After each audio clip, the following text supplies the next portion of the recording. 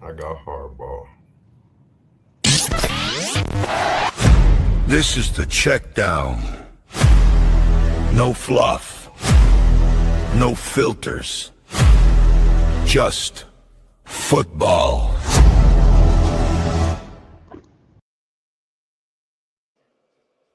Yo, welcome to another episode of the CheckDown. I'm one of your hosts, Smitty. Apologize about the delay. We was having some good conversation backstage. I lost track of time, but we here now. Yeah, man. So appreciate y'all for tapping in, man. Appreciate y'all for showing love every week. You know what I mean? I'm back with the crew though, man. So Dre, what's good? Hey, man. And don't tell us those lies, man. Don't tell us those lies, man. We want to hear them lies, man. The new Jack City era begins. It's new Jack City time, man. I got hardball. I got Jackson Dart. I got Scatterboo. I got a multitude of defenders we can deploy in a multitude of different ways. What? Oh man, look. I am the Patriots of last season. So next season, y'all gonna have to deal with me. So I'm doing great. Hey, what you just told me though, Dre, just came across my timeline too. In fact, no, I mean that's what it is. All they're doing is trying to push out. Hey, sir. So this is the exact memo that just came across mine. It says, as the Giants and John Harbaugh negotiations continues, here's a nugget that I've learned. Harbaugh, in his tenure as the Baltimore Ravens head coach, did not report to the GM, but reported directly to the owner, Steve Biscotti. That hasn't been the Giants' normal chain of command historically, which gives us the sense of why it's not been a simple process to get him to sign. Oh, no, they ain't going to do that. I love it, man. We've been a dumpster fire for the last 15 years. You remember on the last episode, I said I felt like, or I don't know if it was the last one, but one of the last ones, that I felt like it might have been somewhat the league stepping into, right, and kind of like getting involved in this. This is the type of stuff I'm talking about. Like we needed to get these people out of power. That you can make the money, you just can't make the decision. That's been the issue, and we're gonna be good going forward, man. I got hardball. I'm good. John Harbaugh is the difference maker. Okay, all right. What's up, Smitty? Yes, he is. I'm chilling, man. What's good with you? I can't call it. Ready to get it going, brother. Yeah, Pop. What's good with you? I'm chilling. Glad to be back with the people. JMIK, what's happening? Oh, not much, man. I'm relaxing right now, man. My team don't play till tomorrow, so I'm nothing much, man. Nothing much, man. You know, I'm in the second round. You know what I mean? I made it. I won last. God damn you niggas, man. I mean, I ain't even say I won. I'm just kicking back today, man. I'm gonna try to relax and I'm gonna watch these two games and I'm gonna see what happens, man. Y'all better see if we're gonna get another home game, pretty much. Y'all better be glad I'm babysitting because the way my face look right now about you niggas, man, is disgust. You hear me? Now what I done did? I ain't even did nothing. I mean, you won the Super Bowl last year, anyways, man. So you unmuted. You unmuted, sir. Oh, sir, you unmuted. Mute Not your too damn much on Germany's team. Oh my God! Too much on Hey, fire freak nigga. Who is signing these papers for him to be a part of all these organizations, my guy? Yeah, that's what I'm saying. I need to call management, man. They let him do too much. He doing too much ripping and running, man. Hey, y'all know how y'all see the people that be on the be like going viral because they be like at different games, but they like dress up in the team attire at different games, like the little Asian girl from like 2 years ago. Yeah, that's Dre, bro. That's Dre. Oh bro, she's still around. She's still around. I know she is.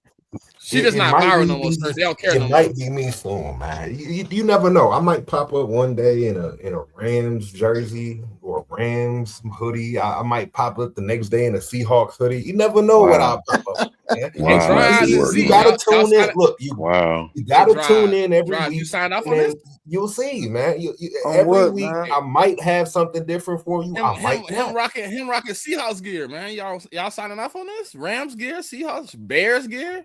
Hey, look, What's going man. on? Whoever want to Hey, switch man. teams, they can switch whatever they do. I know I don't switch. Oh well, no team switching.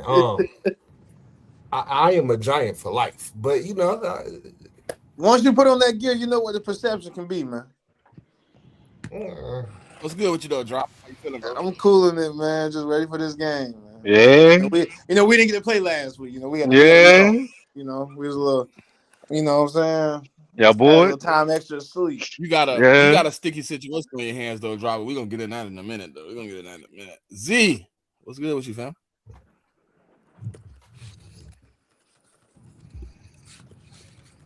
Not much, man. Just chilling. Yeah, I'm here. Oh, Y'all I can hear me? was say he over there doing his prayers, brother. You said what? He over there You saying his praying? prayers. Yeah, he praying. Okay. Nah. Ain't no need for no prayer. Oh shit. Okay, all right, man. All right. Need to hear that type of talk. Simo, what's happening? What's the deal, yo? Shit, nigga just woke up. I ain't gonna hold you. Tired as hell. I'm ready for tomorrow, nigga. Ready, nigga. Z talking about he don't need no prayers for you, little nigga. No, sir. All I need is some fresh salmon and a TV, and I'm good. That's it. All right, before we get into the slate of the football, let's talk about the 7 seed. Historically, right now, the 7 seed, since they've been introduced, has only had one winner. In overall, they are 1-11. In the old format, the 6 seed had a pretty good record. You know what I mean? Do y'all think we should go back to the original format where you get the 2 buys? You know what I mean? There's only 6 seeds. Like, it seems like for the NFC, right? The 7 seed only benefit one team, the one out there in Wisconsin. It's the only one that's really been a 7 seed multiple times. But are they really benefiting? Because they only got one win, right? They're the Take only that one with a shit win. away. I'm tired of them wasting people's time. Take that shit away from them bums. Everybody beat. I think they've been JMIK. I think they've been beat the Packers in the playoffs. Samo done beat the Packers. Everybody beat the Packers in the playoffs, man. It is what it is. Should we take the 7 seed away though? Should we go back to the old format and give 6 teams, run it? You get 2 buys. I'm not gonna lie to you though. With the 1 buy system, what it does though, it makes the end of the season a lot more interesting. I'll say that because when we had a six season, and you had the top 2 teams get the buy. Like a lot of times, man, like you would get a lot of teams resting players the last week or 2 of the season. So, you kind of got to balance that. I'd probably just stick with the same system personally. I agree with you. Keep the system the way it is now. Because if you go back to the old system, I think, first of all, like you said, the end of the season isn't as interesting. And then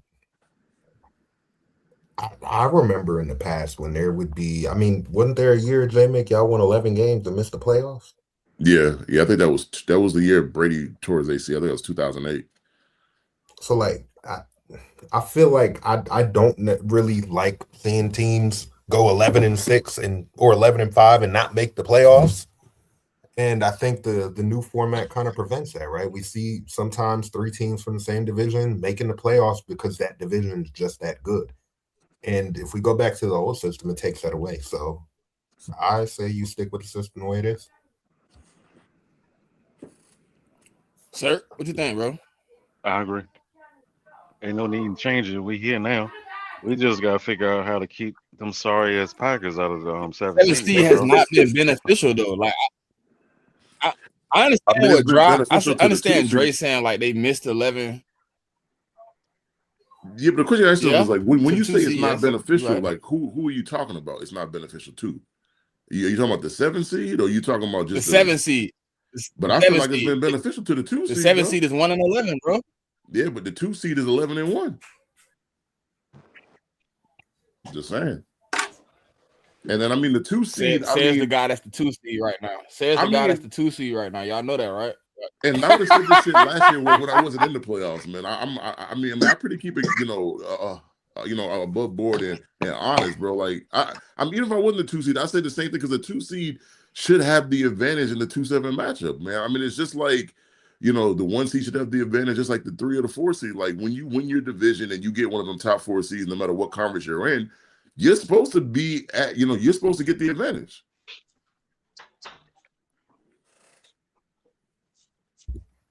I mean, look, I might be a little biased too in this conversation because I done seen my team win the Super Bowl as a wild card team. Right? Like, you get hot at the right time. I don't think it matters if you're the 7 seed, 6 seed, 5 seed. Like, get hot at the right time. You're just hot at the right time. We haven't seen that yet, but it'll happen.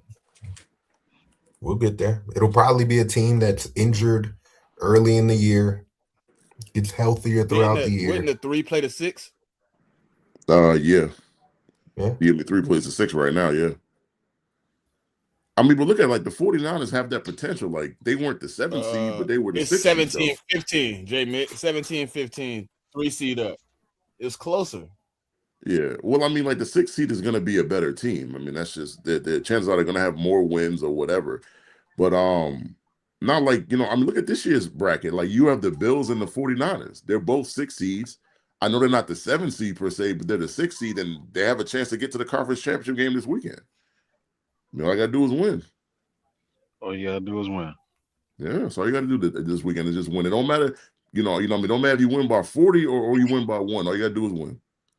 Yeah, seeding doesn't matter once you get to the playoffs, to me. Because I look at the playoffs as a new season. Like to me, it's a different ball game.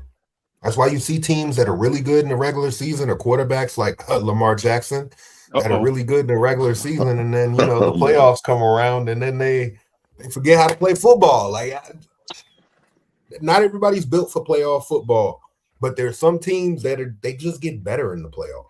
Like the Texans right now are a scary football team because they're hot. Like even with the turnovers they had last week, they won the football game. It's the asterisk on the Texans, respectfully, but I hear you. Not too much on the Tuscaloosa Texans. Man, you can't have one of those. On some real shit. On some real shit. If you look me dead in the eye and tell me in that first game, after your offense almost had 6 total turnovers, and you telling me that's a scary team, I can't agree with that. They had 2 picks, 2 fumbles lost, and then he fumbled the ball 4 fucking times total. Like I don't fear that. I just got to be like, hey, we got to capitalize on opportunities. That's what I'm telling my team. Well, good teams figure out ways to win football games, right? I'm glad you're talking about the Chicago Bears because that's how I feel about them too. Good teams find ways to win games, bro. That's so crazy you say that. Like, I hear you, brother. I hear you. I mean, y'all are a good team, yeah. Y'all ain't the Tuscaloosa Texans, but y'all a good team though. Before looking at Texans are crazy, looking at the records of like the 6 seed versus the 3rd seed, the 2 seed versus the 7 seed, I thought it was more even. Like looking at it, I just looked it up since 2002. The 3rd seed versus the 6th seed.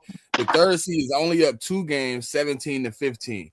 The 2nd seed versus the 7th seed is 1-11. That 7th seed is buns. I mean, it might be. But at the end of the day, to me, it's just like, I mean, like when you're at 2 and a 7, the 2 seed is the second best team in the conference. They should be that much better than the 7 seed. They just should be. I mean, if you're not, I'm not sure what to tell. I'm not sure what to tell you. Like, maybe the 7 seed had like injuries going into the playoffs or something. I mean, who knows? But like they were fighting just to try to get in the playoffs.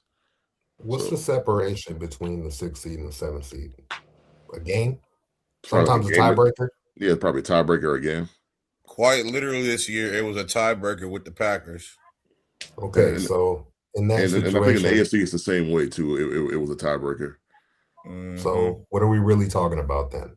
Right? Because like, are we saying then if you flip those 2 teams, the Packers maybe win because they're the 6 seed now instead of the 7? Like I just don't think the Pack. I think they had too many injuries, man. I don't think they were really going to beat anybody. Maybe if you switch the Bill, but I mean, again, if you switch the Bills and the Chargers, then we would have played the Bills. But we had beaten the Bills already this year. We went 1-1. So I mean, I could say that game could have went either way. Like they could have won or we could have won. Them injuries don't mean nothing when you up 21-3 at the half. Well, no, that's just terrible coaching. But it's Facts. terrible coaching and the fact that you haven't won a game since the 7th of December. I mean, they were That's just still lucky that the crazy to me. Lions lost out. Like if the Lions had started winning, the Packers might not have made the playoffs. Yeah. So I mean, like they kind of benefited from the Lions getting a lot of injuries, losing a lot of games, and they just couldn't battle for that last spot. Yeah, I'm not mad at the 7th seed because it gives a little more room for you to. I mean, it gives more leeway throughout the season, right? Like if you have an injury, there's still chance that you can sneak into that 7, right? Like all it takes is you to get healthy at the right time. Let's say Yeah. 2-3 important pieces for you go down early in the season. You squeak by, you get that 7 seed. Now you're in the playoffs, and you have those guys coming back. That's a whole new football team. It's not the And I same will- football team that barely made the playoffs at that point. I wouldn't be surprised that at some point we get a 7 seed that make it to the Super Bowl, though. I think that's coming on the horizon. Obviously it's not happening this year. But I just think sooner or later, like you're gonna get one of those teams that had to fight and claw their way into the playoffs and play every game of maybe of the last month of their season like it was a playoff game, and they're gonna get into the playoffs and they're gonna be hot and they're gonna roll through the playoffs and they're gonna get to the Super Bowl. I just think it's gonna happen at some point.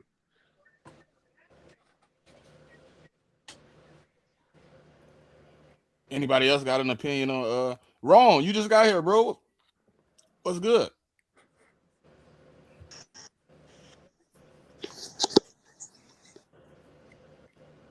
You got Jarek in the building too. Yeah. And we got a full house today.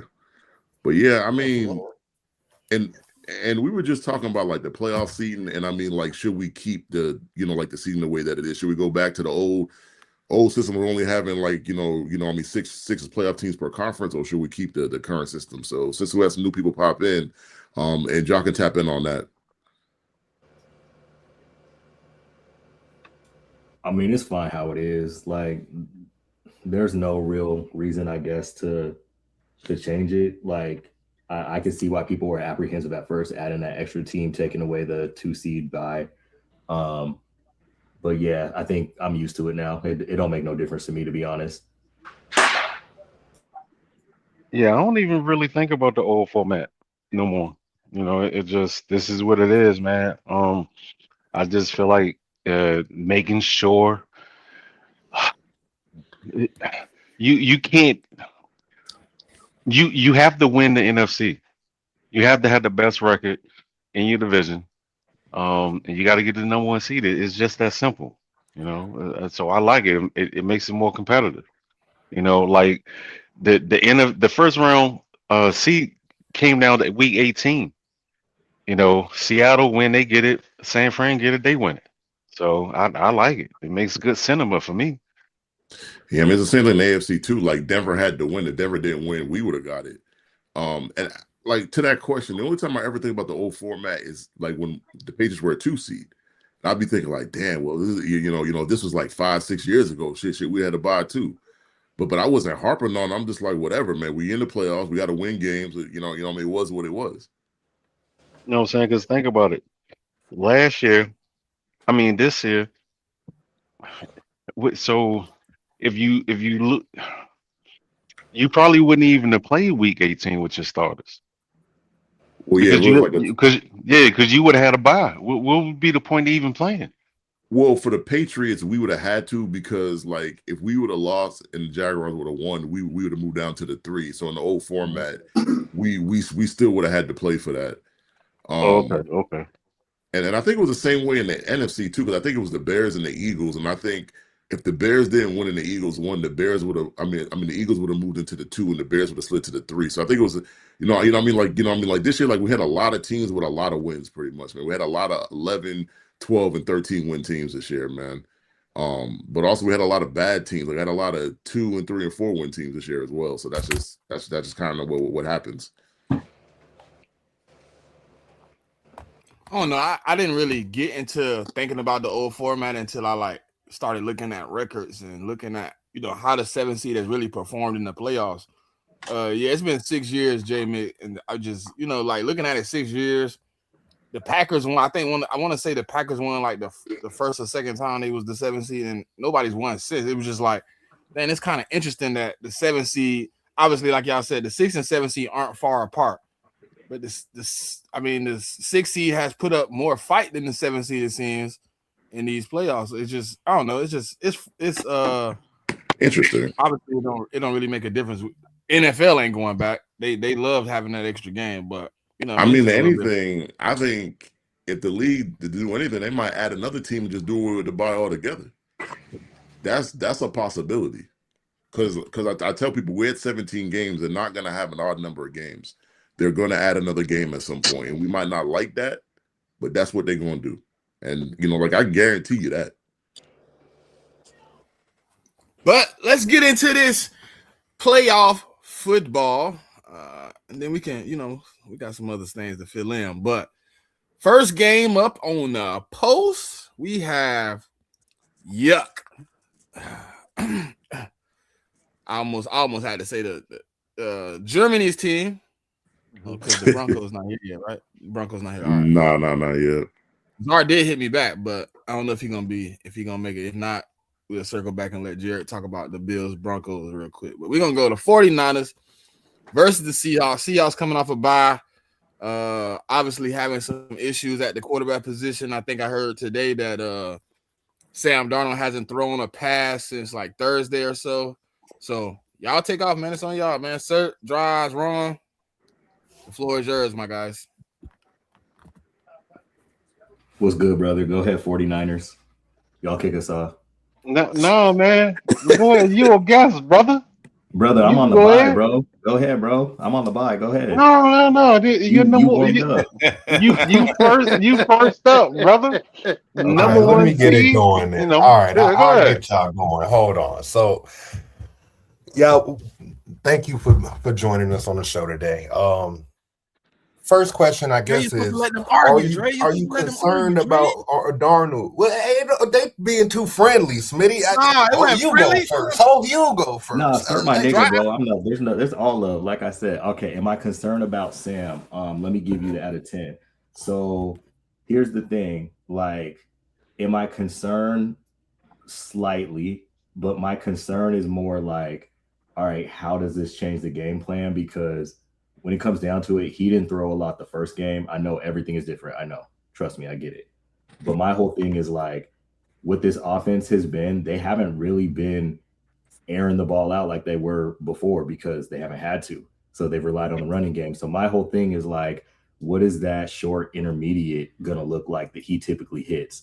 So like my concern is slight there, but also it doesn't concern me that he hasn't thrown in a few days because that's just is what it is. And so it's one of those things where like I do have confidence in Drew Lock to win one game. And again, that's no disrespect to the Niners and the Niners defense. It's more of the fact of this running game has been a monster. And so if you shrink the game and you have this defense playing how it is, if it's one of them like we got to score 13 again to win, like could Drew Lock get us a touchdown and get us down the field for 2 field goals? Yeah, I think he could. In terms of like, look, I'm not going to say that there's like they're the same guy because they're not between Drew and Sam, but like if it comes to the fact of Sam can't hit the intermediate and Drew can, just that thought is going to help the running game. So it's one of those, like, I'm not worried. He's probably going to get a shot. Like, let's be real. He's going to get the tort all in the side and they're going to let him spin or not. They're just going to hand the ball off 40 times like last time and just kind of see what happens. What's up, Dry Eyes? What you got, brother? I know you're gonna say some shit. I'll be totally real with you, man. Yeah. As soon as this thing popped up on the time, Sam Darnold injury oblique, I still wasn't like out of stress. It was dead ass like a 4 out of 10 because I just feel like, bro, Mike has had Brock Purdy's number ever since he came to Seattle. He's been able to win, but when he caused a disruption and the playmakers that he got now, like the screen to Kittle, for example, I want to take that back to week 18. Kittle kill us on screens every single game. We talking eight games in a row before Mike got there. It's just Mike McDonald's play calling to disrupt Kyle Shanahan and the other playmakers. Now they can say injuries happen to every team. We had injuries. We was on our second or third left tackle. The fact that we didn't even have Charles Cross, and I get it, they don't have Nick Bosa, they don't have other people that produce. But the point is that you had the opportunity right then and there, like how y'all was on their second or third string tackle. We was on the same exact boat. Now the quarterbacks are there. Sam has we've been a top 3 lowest for passing like per game anyways. So that's why it wasn't really too much tripping on me for that. Now I think the dynamic factor to me, regardless of the fact, is if he can play. But I still feel Drew Lock will be able to make those certain throws. And the thing about it that will open up the game is that if Drew Lock has to play, we know Drew Lock will move with his feet more than Sam would. So that really will open up a little bit of the defense a little bit more. To me, though, the dynamic 2 factors, I think Cooper Kupp is going to show out. I don't know what nobody thinking, but I know what I think. I think Cooper Kupp is going to show up today. I ain't saying 150. I'm saying crucial 5 for like 85. Maybe he catch that only touchdown receiving. Maybe we get, 2 receiving touchdowns. But I think that he might be the one that's scoring offense if we was to throw the ball in the receiving wise. I think Cooper Kupp's going to be a dynamic factor. Charles Cross is going to withstand. And I think the run game is just it's still going to show up. I still think it's just going to be too much for him down the stretch. Like, eventually your defense break down. And that's what they did. Now, I get it. The Eagles game was a little bit different last week. They had to go out there. But also, the second and main factor is the fact of that crowd is going to be different. It changed a lot. It changed a lot. Those penalties go from 3rd and 4, 3rd and 2, 3rd and 7. It changed your whole offensive scheme when you're going against that type of defense. And I think Mike is going to really draw that out the lines a little bit, kind of confuse Purdy. He might make a few throws, but what everybody not really, too much going and keen about is, Sam Darnold injury is a thing, but the Niners, that we know they've had injuries. But the main injury they've talked about is at the receiver and then with Trent. Trent is playing, but if Ricky don't play, are they able to stretch the field? Are they able to even try to even draw that defense away from McCaffrey? Because if McCaffrey don't get going, it ain't even Brock. McCaffrey has to get going. If he don't get going, Kyle Shanahan has to start calling. Forget the trick play that he ran last week. That's not even going to work because they had to go to McCaffrey. He's going to have to start calling some Philly specials probably for Brock Purdy. Well, bro, they ran that same trick play against us first in week 18, and it didn't work. We got blown up. It was the same one that made it on the Eagles, but I agree with you on all that. The Cooper Kupp game, I think it's going to be Cooper Kupp and AJ Barner because even if Sam is hurt, like I said, everything is going to be short and intermediate because I fully expect Saleh to maybe if not fully stack the box, but there's going to be a lot of like bodies around the line of scrimmage, and Sam's going to have to make quick decisions because he's not going to know if it's pressure, they're backing out. And so I do see Cooper Kupp in the slot and AJ Barner getting a lot of the target share today. What you got? What you thinking? Can I just ask one question, right? Cooper, what's the best game that he's had this season so far? Say that again. So Cooper Kupp, like, what's the best game in terms of yardage that he's had in the whole, y'all whole season? It's a good question. Was it the Commanders game? I can't even remember off the top of my head. It was. You don't have the exact numbers, but like, was it at least above 50? Oh yeah, he had a. Hold on, I'm gonna look it up. I want to say he had like an 85 or 90 on one of them. Hold on. So like when I say that, is because like I said at the beginning of that line, I said it's those crucial 3rd down catches. That's what mostly he had 2 good games. They didn't come from 1st and 2nd down. They always came from like 3rd and long or some 3rd and 8, 3rd and 7. Like like AJ, like But he how went crazy AJ against Barner and the Cooper Kupp Steelers. has been the safety blankets on the third down. It's not JSN's the first and second down explosive type person. Yeah, he is. Yeah. Hey, JMIK, he cooked the Steelers 7 receptions for 90. He had Okay. 2 receptions for 75 against the Cardinals. Okay. So I mean, just let me know that he's still capable of, like, having a blow up game. That was my only question, because I didn't really remember a game where he went crazy this year. That's all. JMIK, not gonna lie, bro. Cooper Kupp's main impact is being like a coach on the field and blocking in the run game, and he'll catch like the big third down. Like I remember, it might have been the Panthers game where it was like this nasty throw that Sam threw low and like damn near behind him, and Cooper like adjusted, caught the ball, and then we were basically able to ice the game after that. So he just makes those kind of big third down catches. Hey, Ron, Rise, you're welcome, man. Good, You're welcome. You're welcome. You're welcome. You're welcome. Okay. You're welcome. You're welcome. This guy. Why you saying you welcome when y'all gave the nigga up? Y'all don't want him. Y'all threw that nigga away like garbage. Yeah. Hey, listen, man. I know. It hurts. It hurted at the time, giving up Sir, go ahead, get it off your chest. Who am I talking to? It hurted, but you know what I'm saying? Go ahead, bro. I mean, we got a lot of. we got a lot of that division up in here today. I mean, like the NFC West is well represented in here today, man.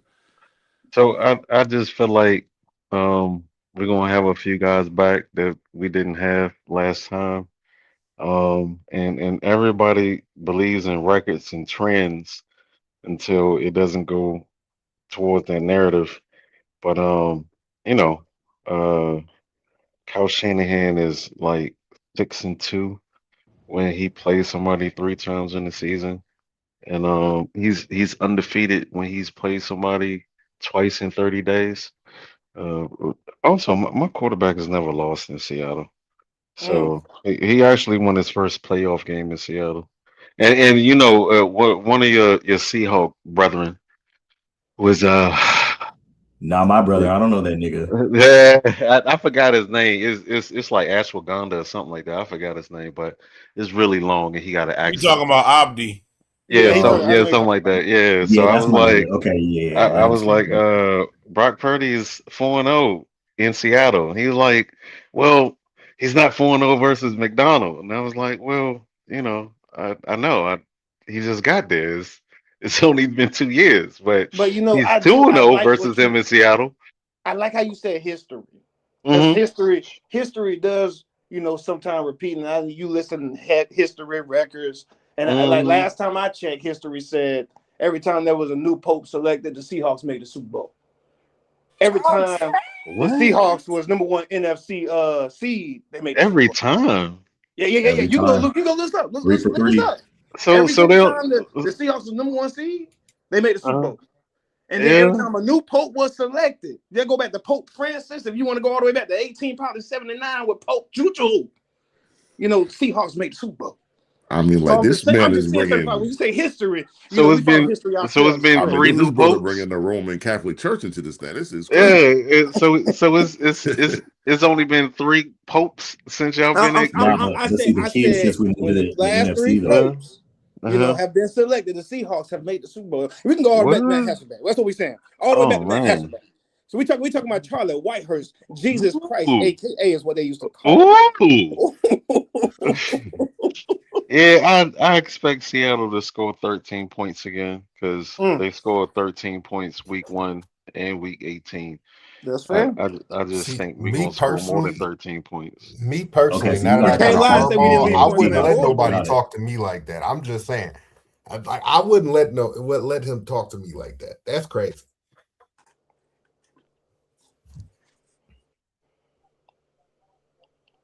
Wait, who?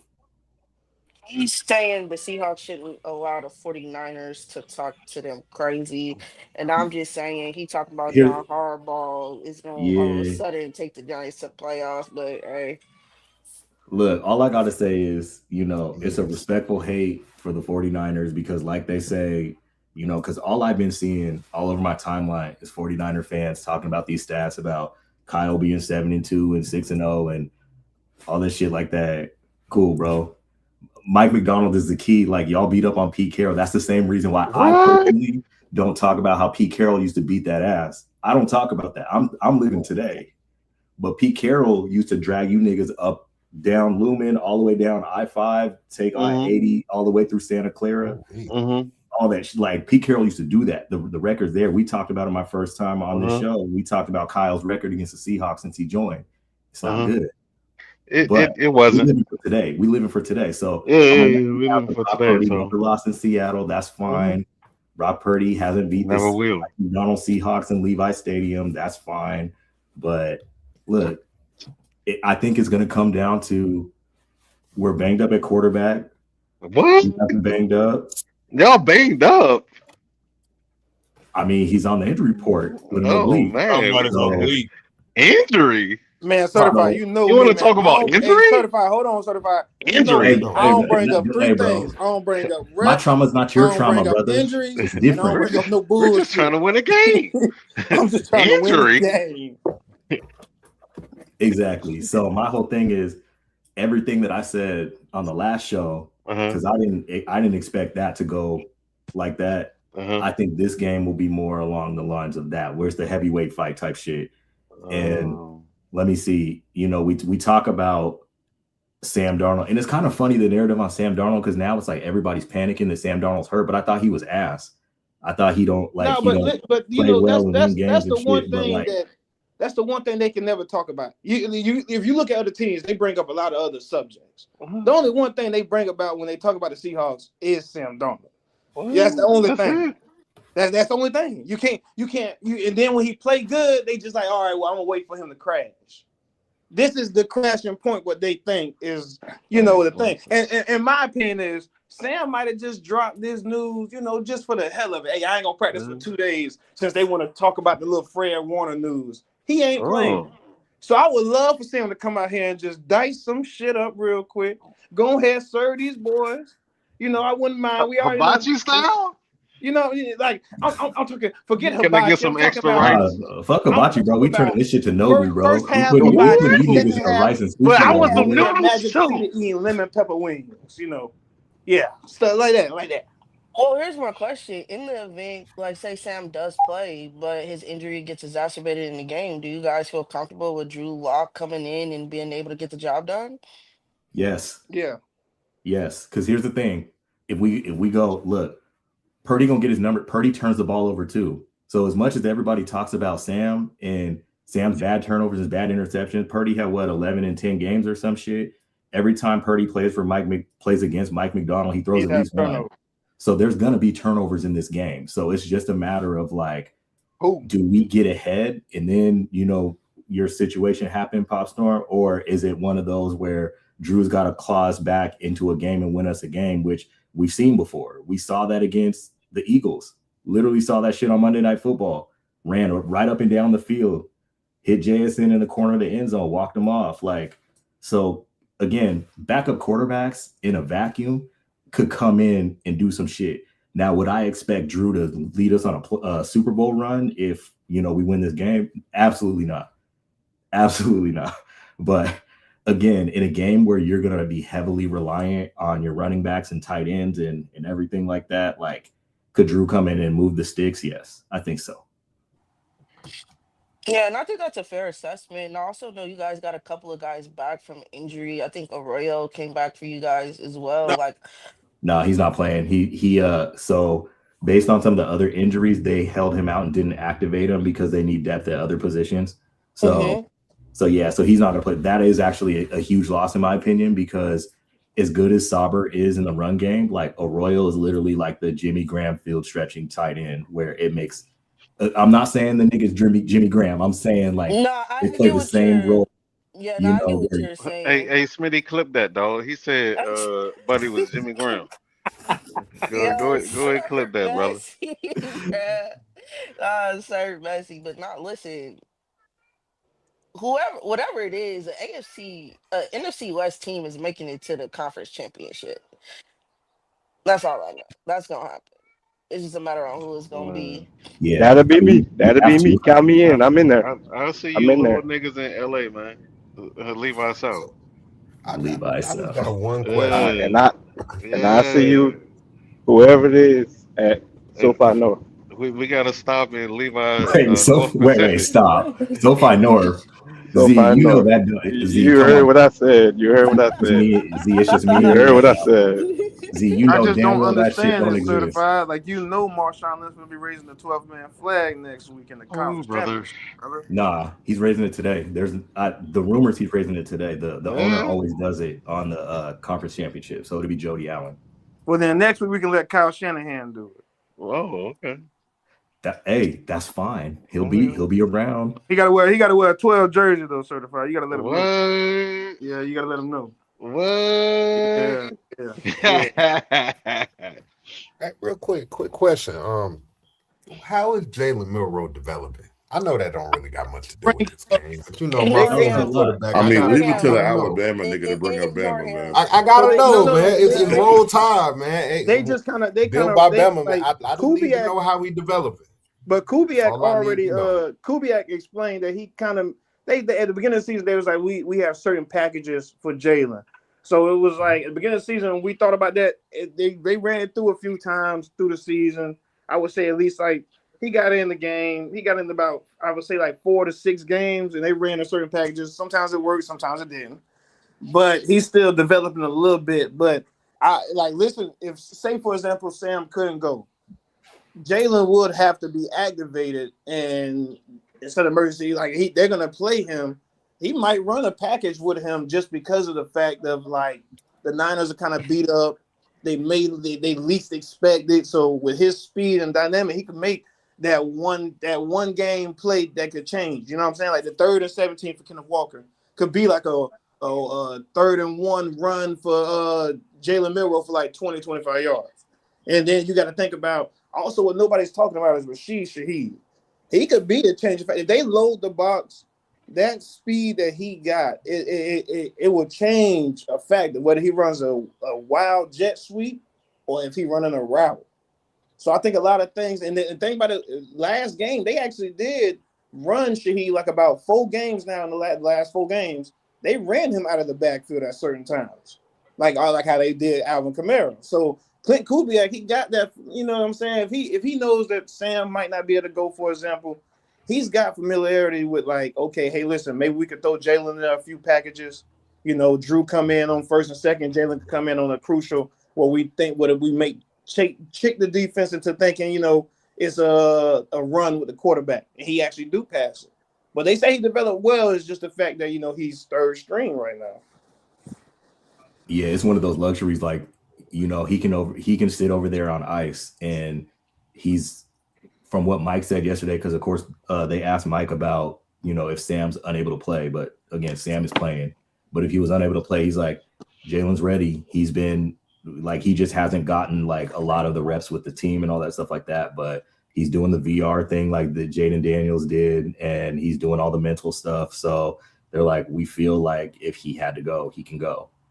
So again, different dynamic, like Dry said, but yeah, I think the Rashid Shaheed thing was interesting because, for one, we've been doing more 11 personnel, of course, since he got here, and I think that has to do too with Elijah Arroyo being hurt. But like they've been running really well out of 11 personnel instead of having the 2 tight ends. But what I actually noticed in the 49er game, Rashid Shaheed was in the 2 deep, like, so he was your second receiver instead of Cooper Kupp. So Cooper Kupp was coming in, or at least he was getting more burn as a second receiver as opposed to the 3rd receiver. So again, like having a bye and being able to like look at everything and understand that, hey, Cooper Kupp may not be giving you separation. Eric Saubert may not be giving you separation, and you really need your dogs out there, especially the fast ones, to open up this field so you can run the ball better. Like, there's probably going to be some shit we haven't seen in a long time that they do today too, just because they've had enough time to practice it. And Shaheed got here after the bye. So yeah, Mike didn't actually sit these boys. Like they didn't. Well, they wasn't at home. Mike had them practicing.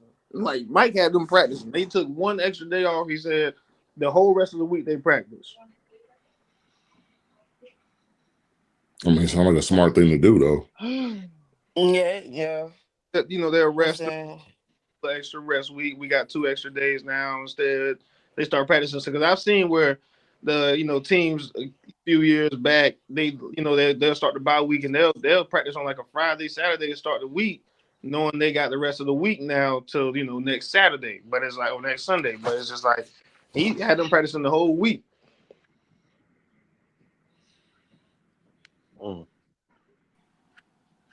Are y'all the first or second game? Well, it is second game. It's the night game. Second game. Saturday night football again. Yeah, I can't wait. I like this matchup. I love division matchups in the playoffs. They can be some real good games. 2013 Niners. You said what? He said 2013 Niners.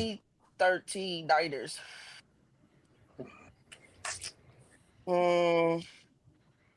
I'm gonna go with 16-10 Seahawks.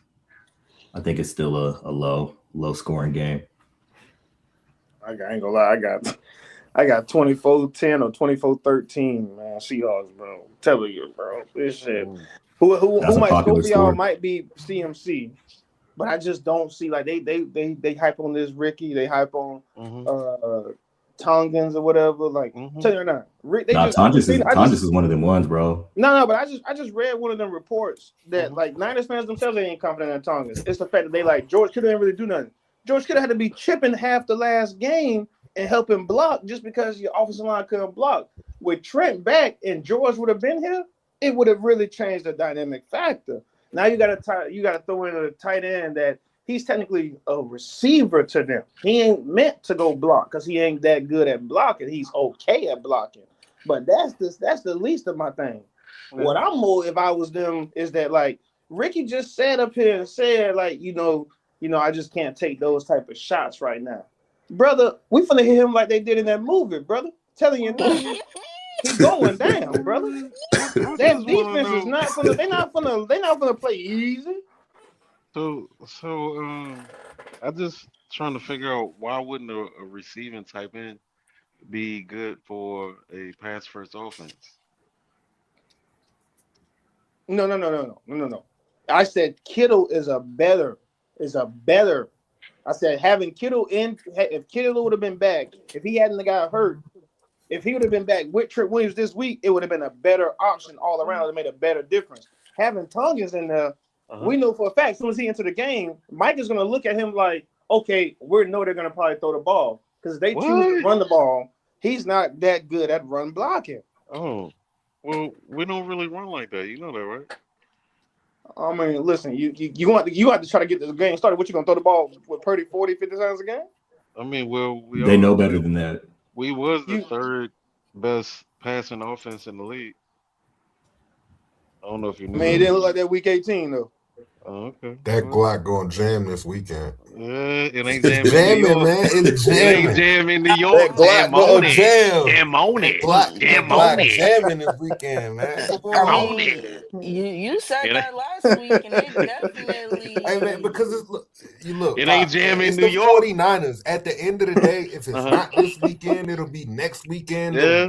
In the Super Bowl, like. I know they're gonna lose eventually because they don't win Super Bowls anymore. They haven't won one since I've been alive. This is ironic coming from the midget man.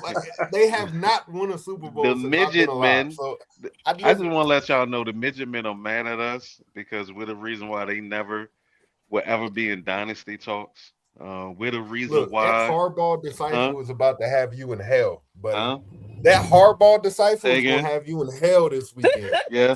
Yeah. So. I mean, any chance the Harbaugh disciple's nasty though. We don't. He gonna say Harbaugh any chance he get. I'm the reason why they had a flash in the pan franchise. You know what I'm saying? Like they couldn't win when they was considered one of the best teams in the league. They always had to sneak in as a wild card team and backdoor.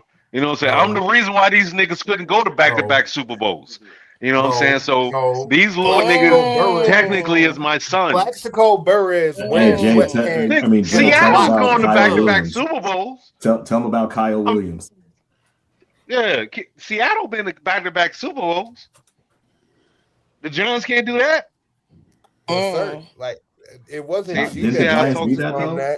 You see It how I was talked about little nigga? Plaxico Burress wearing sweatpants and a pistol to the club. That's what kept me from back-to-back Super Bowls. Oh, Say word, It one wasn't son. you. player. Because Say if word, son. Plaxico never cheddar bobbed Say word, himself, son. if Plaxico never cheddar bobbed himself, No we win doubt. Word back-to-back out. Super Word Bowls. out. No doubt, We son. winning back-to-back Super Bowls at that Word point. to life, We were the God. best team in the league in 08, man. Wait, hold Y'all on. remember that team? If you were the best team in the league, how does one player prevent you from going to the promised Because land? our offense completely Pop. collapsed Come on, without Pop. him. You asking So lots how It are you of the did. best questions. team? With him on the field, we were dominating teams. We go. We look. We can go look back at it. Not right now, but we'll right look now. back on it. Yeah. No, all I'm That's the saying is it off-season sounds like conversation. I'm just saying it sounds like y'all wasn't the best team. Y'all just had the best offensive player at the time. Because if he goes out, then Plaxico your wasn't team. the best. He I'm wasn't even just the best saying receiver in the Nah, but league. how did the Giants get in this combo right now though? Right. because he added himself to it. This is little nigga syndrome. I mean, key word was hardball. That was the key That's word all right that there. is. Hardball. I said Yeah, it was. hardball That's how we got disciple. here. That's what it was. I said You hardball. That's how we know got what here. this, hey Rome, you know what this is like? It's like when, you got like a little 3-year-old and then your sibling come over and they see their auntie, their uncle, and they just they so excited, but calm down. We having a conversation. Okay?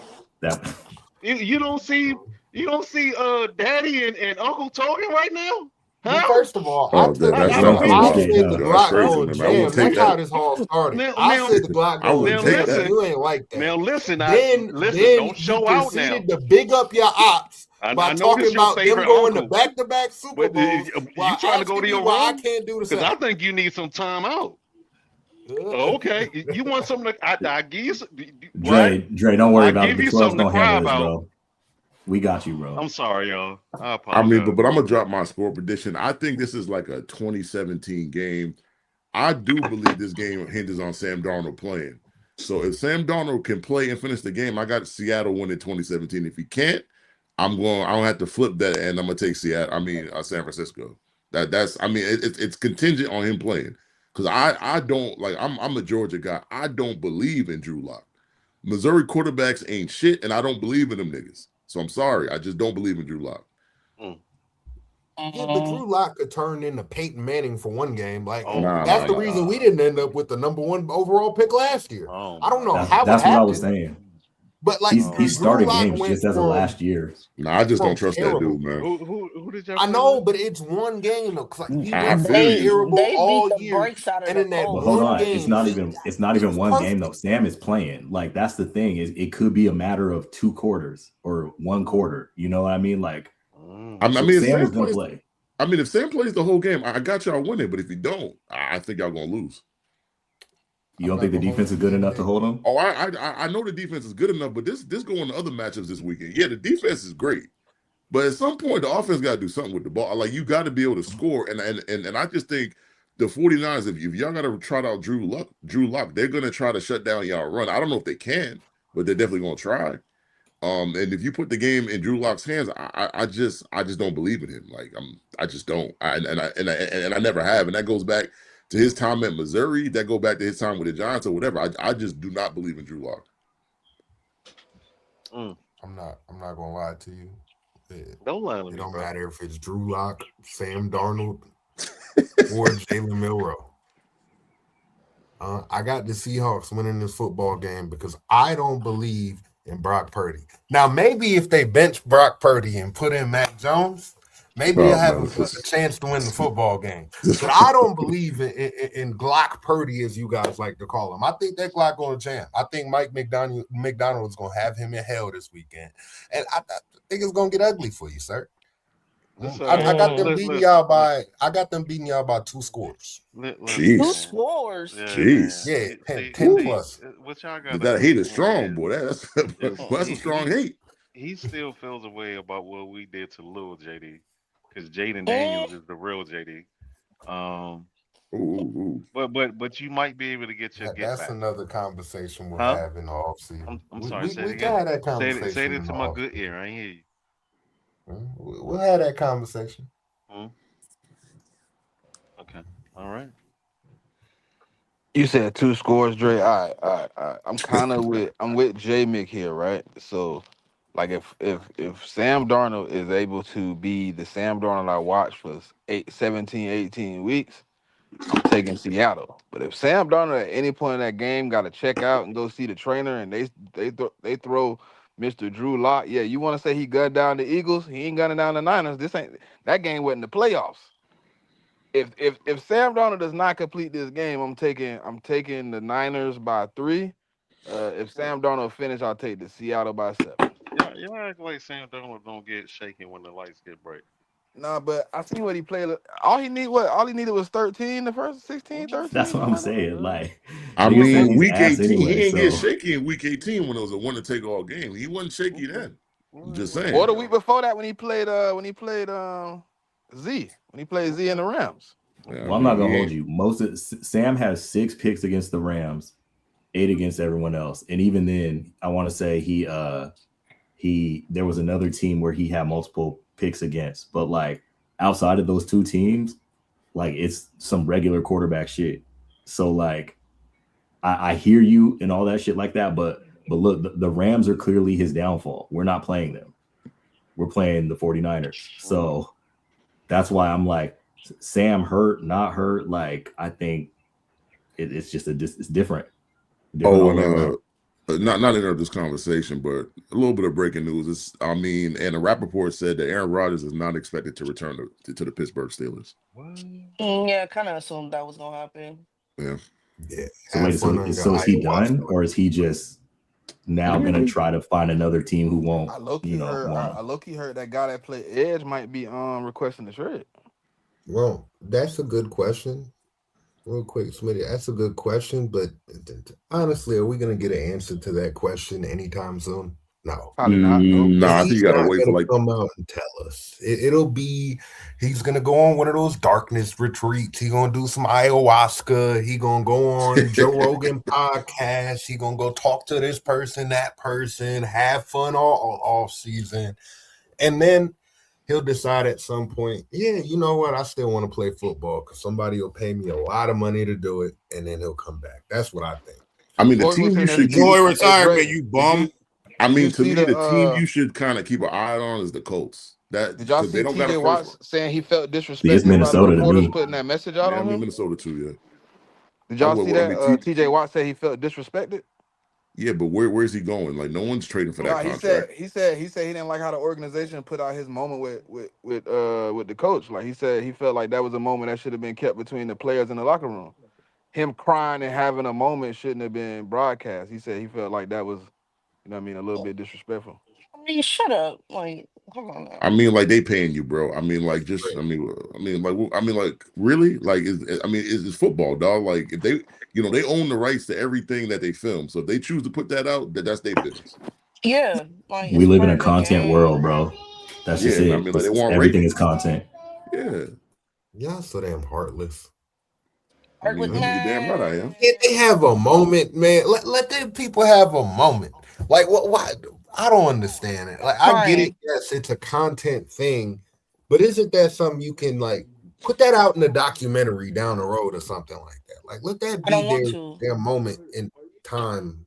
I I don't want understand it. to. So It's I my don't know the team. context. So tell me the context. So was I it think he it was like meeting with right at. Mike?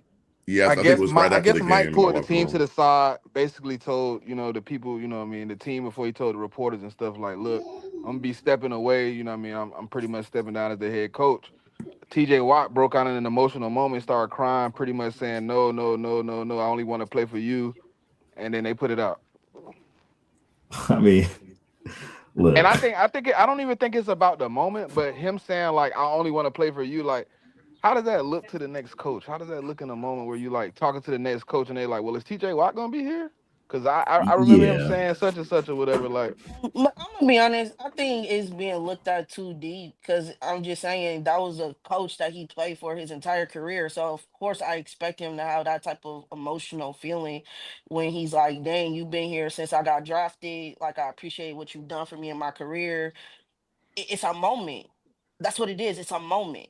I'm not taking it more than what it is. I think it's like it's kind of being dragged, in my opinion. I don't think it's that big of a deal. I agree. Like, what's the difference between that and niggas crying on the field? Like, it's the Yeah. same thing. You know what I mean? Like, it's an emotional moment. They're all human. Like, things happen. DeMar Hamlin, for example. So should they have not? Okay, that's different because someone lost their life on that field. But you know what I mean? Like, they were posting reactions of players and stuff like that. Hold on. I gotta go in a second. Yeah, but they were posting reaction to all the players and all that stuff like that, and that wasn't a big deal. So why is this one?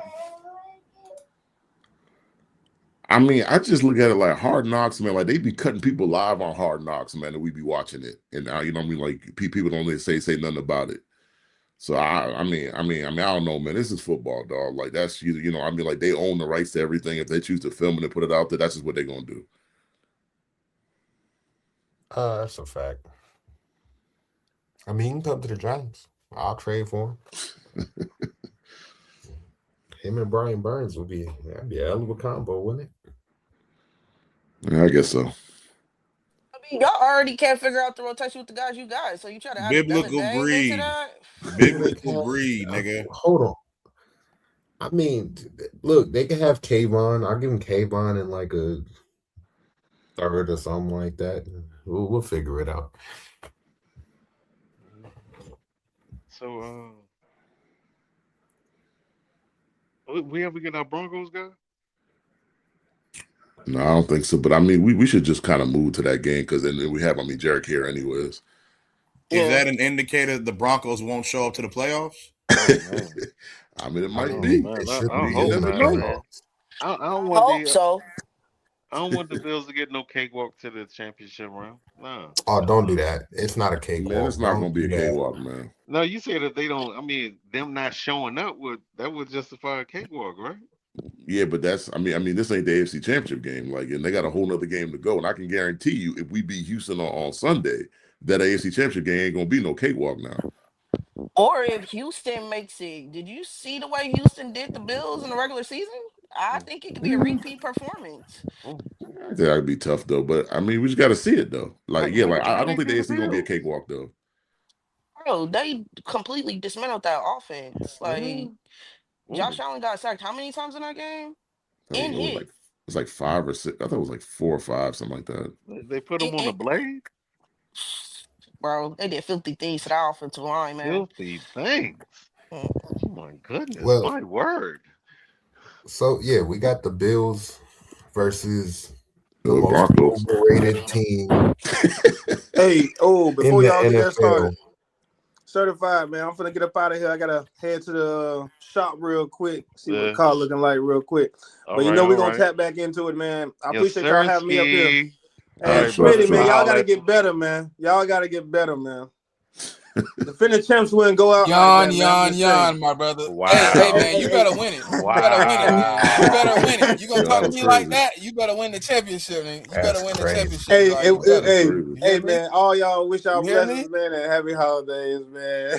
Appreciate it, man. Except for the Thank fucking you for Eagles, coming man. out. I'm crying. God damn. Yeah, I'm changing my pick, nigga. I hope y'all get blowed out. Get your whole back blowed out. Hey, at least we know Jalen ain't got to worry about no practice next week, brother. Ha. You might not be either, good brother. But yeah, Real quick, everybody that's listening or watching right now, we appreciate y'all. If you could hit the like or the retweet button on Twitter, and if you're on YouTube, man, subscribe to the channel. And double check too, because you might think you subscribed and sometimes you forget to hit the button for real. Hit that little bell right next to it too. Get notified every time we go live. Go ahead, Jared. What's going on? Another kind of weird game that I've been trying to look at just to see, just to try to get a feel. I said the last time I was on the show that the Jaguars was gonna be the hardest test in terms of wild card, just because I thought their talent was overall better than ours. They also play very, very disciplined, and not to mention too, I didn't think that we were going to run the football effectively against that team. So the only way we were going to win that game was two things: was forcing turnovers, and which you know, again, you got to expect Trevor Lawrence to do, because that's just Trevor Lawrence. Which I told the person that came on there that Trevor Lawrence was going to mess up, which he did. And then Josh Allen had to play an efficient game. He didn't have to go superhero mode. He just had to play efficient. Don't turn the football over. Take the check downs. Take exactly what the defense gives to you. Jaguars are primarily a zone-based team. They ran a lot of, which they did. They ran a lot of zone, which opened up a lot of our screen game, which then opened up for them running a lot of, post-snap rotation, disguise coverages, running a lot of kind of that disguise, the disguise single high to running a lot of cover two, which we took advantage of, and we won. Simple as that. So Broncos is weird because they're not as strong as the Jacksonville Jaguars defensive line. They don't run they don't run, they don't run a lot of stack with their defensive line. They're more of a penetrating team. They rely a lot more on speed and disruption on their defensive line than anything. Like not to mention too, they're very undersized. Like their average weight is like 280 something pounds on that D line. So they rotate their edges a lot. For the most part, they got a lot of speed. They play, Vance Joseph prioritizes that, so that makes a lot more sense. Very aggressive. They can stop the run as well. They can stop the run. I don't, not as good as Jacksonville. Jacksonville was number one in the league, but still the Broncos are pretty solid at it. They keep, they don't really keep the linebackers as clean as what Jacksonville did, but, Broncos for the most part, their linebackers rely again. They're just a very fast, very kind of efficient team that, relies a lot more on scraping and stuff like that. So, opposite from the Jacksonville Jaguars, they're not going to play a lot of zone. If they're going to play a lot of zone, they're just going to disguise it more into man coverage. Very, very heavy man coverage team. So I don't think that the screenplays to Khalil Shakir is going to be there. Like you're not going to see a lot more of that, right? They were begging us to run. Jacksonville was literally begging us to run it, and we just took advantage of it. You're not going to get that here. And one thing about Joe Brady's freaking staple is that goddamn jailbreak screen, which I absolutely despise. But hey, it's a staple within our offense. It is what it is. But yeah, they're going to play a lot more man, and if anything, I don't know if they're going to really disguise a lot more of their man coverage because we have a couple injuries at receiver. Like we have 3 healthy receivers in terms of just regular roster players. We have 3 practice squad guys that we have to elevate, right? So we have to elevate Mecole Hardman, Curtis Samuel, which was a signing, but he hasn't really played because he's been dealing with injuries. But we kind of had to, we had to elevate him up, and then we're elevating Mecole Hardman up. So we're not playing Josh Palmer, who's been literally a disappointment the entire time, but to be fair, he's been hurt. Shavers tore his ACL. And then, Gabe Davis obviously got a dirty ass low below hit, tore his ACL, again, he, unfortunately tore his ACL as well. So he's out. So, they're going to test these receivers. I expect these guys to test these receivers out. They're going to be running a lot of cover one man free.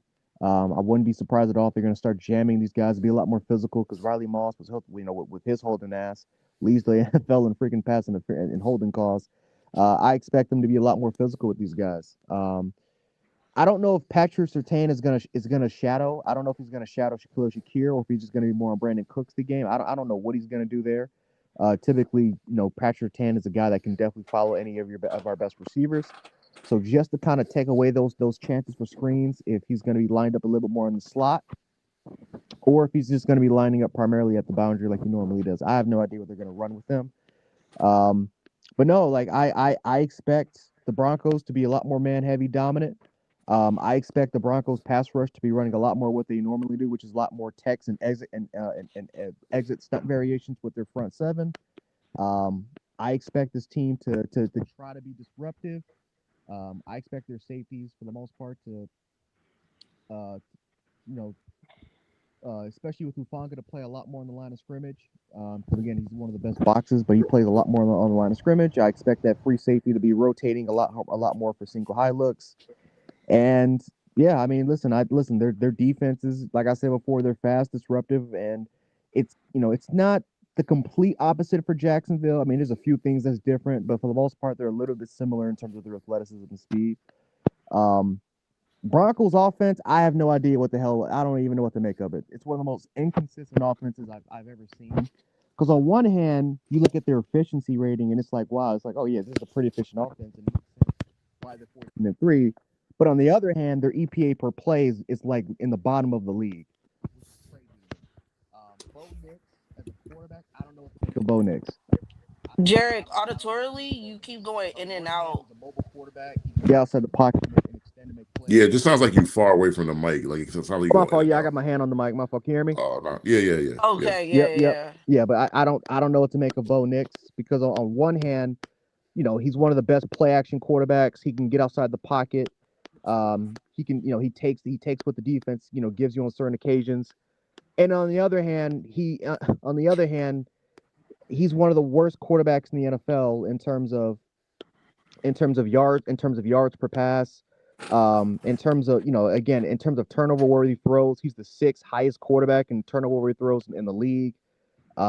He's one of the worst quarterbacks against duress, something that I think we already knew, and especially in that playoff game we played last year. It's one of the worst quarterbacks under pressure. Like everything starts to go to crap as soon as his protection starts to slide. So I don't know what to make of this offense. They're one of the worst rushing teams. I know a lot of people say, well, the Broncos, just like the Jaguars, they're just going to run the ball over Buffalo. The Broncos are one of the worst rushing teams in the league. With 23 in the league, 23 in the 23rd in the league in rushing in terms of EPA per play against the run. So I just don't know what to make of Bronco. Like I know they're a zone heavy team. I know they're a team that utilizes a lot of 11, 12, and 21 base personnel. I just don't know what to make of this team. And so I think with our defense, at least knowing what we can do, again, we're not going to out-talent Denver. Matter of fact, we're not going to out-talent anybody in this playoffs except maybe San Francisco if they make it to the Super Bowl. Maybe that'd be the only team, and that's just because they have more the Bills and the 49ers are the two top most injured teams in the NFL. And it's not even close. So that's the only other team that we would match with in terms of probably talent on the field. But we're just if we win this football game, it's going to be because of coaching. Like literally, it's because we're going to win with our scheme, and that's how we beat Denver last year. Denver out talented us by a lot last year, and we just out schemed them.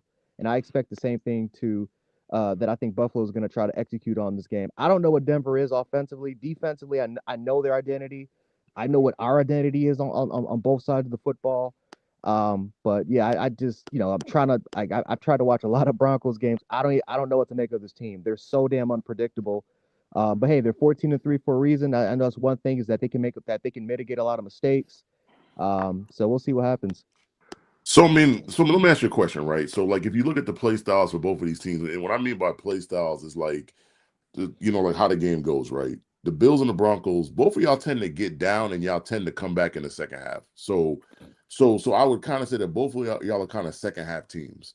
So like, I mean, obviously that can't happen in this particular game. Somebody got to get up. Somebody got to get up, and somebody got to be leading the second half. So I mean, like, would you be concerned if the Broncos were coming from behind? Like, let's say they're down by like a touchdown in the fourth quarter. I mean, like, would you be concerned at that point, seeing as how many fourth quarter comebacks that Bo has? Nah, because we got Josh Allen, and that's pretty much the reason why. If we had Trevor Lawrence as my quarterback, I absolutely would be concerned. We got Josh Allen. Like I'm not really concerned. I mean, I'll say this: it depends on what Josh Allen I'm getting. If I'm getting efficient Josh Allen, we're not losing. If I get turnover worthy, if I get Superman, this is what people confuse is Superman. I don't want Superman Josh Allen because Superman Josh Allen's good. That's turnover worthy play Josh Allen. And that's what Denver. That's what Denver. That's what they thrive off of, right? They're one of the best teams in the National Football League in terms of takeaways. We do not have the roster this year for Josh Allen to keep getting into superhero mode. We need efficient Josh. Take what the defense gives you. That's the type of quarterback we need. Get our defense to win field position. So even if the Broncos start to kind of march down and start to kind of come back a little bit, as long as we're not turning over the football. As long as our EPA continues to go in the positives instead of the negatives, I'm fine with it. So I mean, you pretty much need Josh Allen from last week. That's pretty much what I need. The Josh that I wanted was the Josh that I felt like we should. I prayed that we got the entire season. Just don't be a jackass. And it kind of leads to my next question. Like, are there any matchups in the game that actually have you concerned? I mean, whether that's Broncos defense versus Bills offense or Broncos offense versus Bills defense. Oh, they're skilled players. I'm worried about their skilled players because they got a lot of they're versatile, very similar to Jacksonville. They got guys that can beat you over the top. They have guys that are great in short intermediate route combinations. The Broncos do use two tight ends, so they're going to be a lot more versatile than Jacksonville with Evan Ingram and Trotman. So I'm concerned with those. I'm concerned with those tight ends. I'm concerned with the amount of play action they can utilize. And yeah, I mean, listen, we couldn't stop Jacksonville's run game, and I'll say this: Jacksonville should have beat us last week. They should have. If they would have kept running the football, more specifically, kept focusing on that one toss play where they would motion the tight end to the other side of the field. It would shift our linebackers the other way, and by the time that happened, the play was dead because our edges couldn't contain, our slots were getting moved off the way, and they did a phenomenal job in terms of sealing out a lot of our players. So if they literally would have kept running the ball, that was their win. They lost that game because of coaching and Trevor Lawrence. So if the Broncos, again, they're a zone team and they use a lot of jet sweeps. They lead the league. They lead the National Football League in screens. So they prioritize their team on efficiency. So if they can get a run game going, they're gonna continue to attack it. Well, that's Yeah, something that Denver has struggled with. Um, their run game. I think it was a little better last year, which is surprising because it was horrible. This year they really haven't been consistent they've tried a multitude of running backs. My question for you is last week there are key moments where your secondary made some great plays in pass deflections or key stops to be able to give your offense the ball. Do you think you'll have even half of that type of performance to be able to, to help y'all out?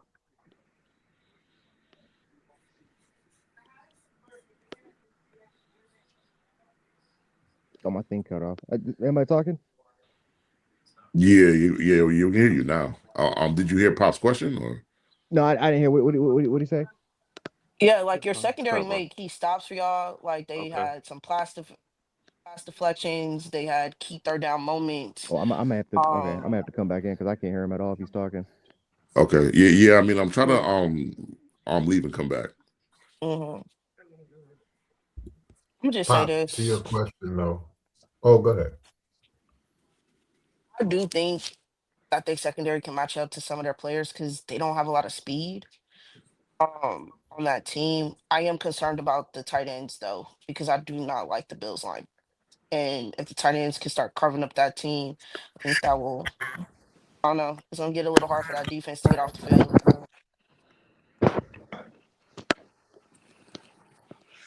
Yeah, I mean, like for me, like I've been saying all week, man. Like when I've been talking about this game, like my problem is I don't trust Bo Nix, man. And I know the numbers look good and they got a lot of wins and all that.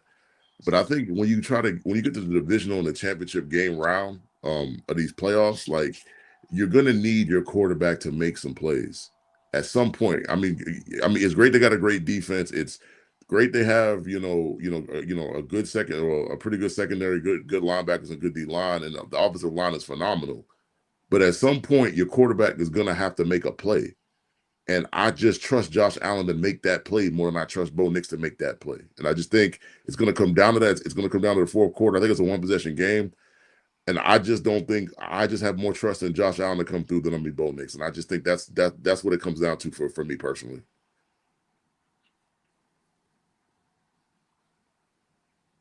Does anybody actually trust Bo Nix?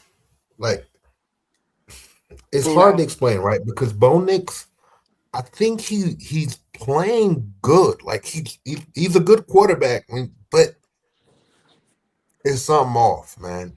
I I compare this year's Broncos team kinda to that Vikings team from a few years ago. Remember that Vikings team that won like 12 Oh, games by one Yeah, score? yeah. yeah.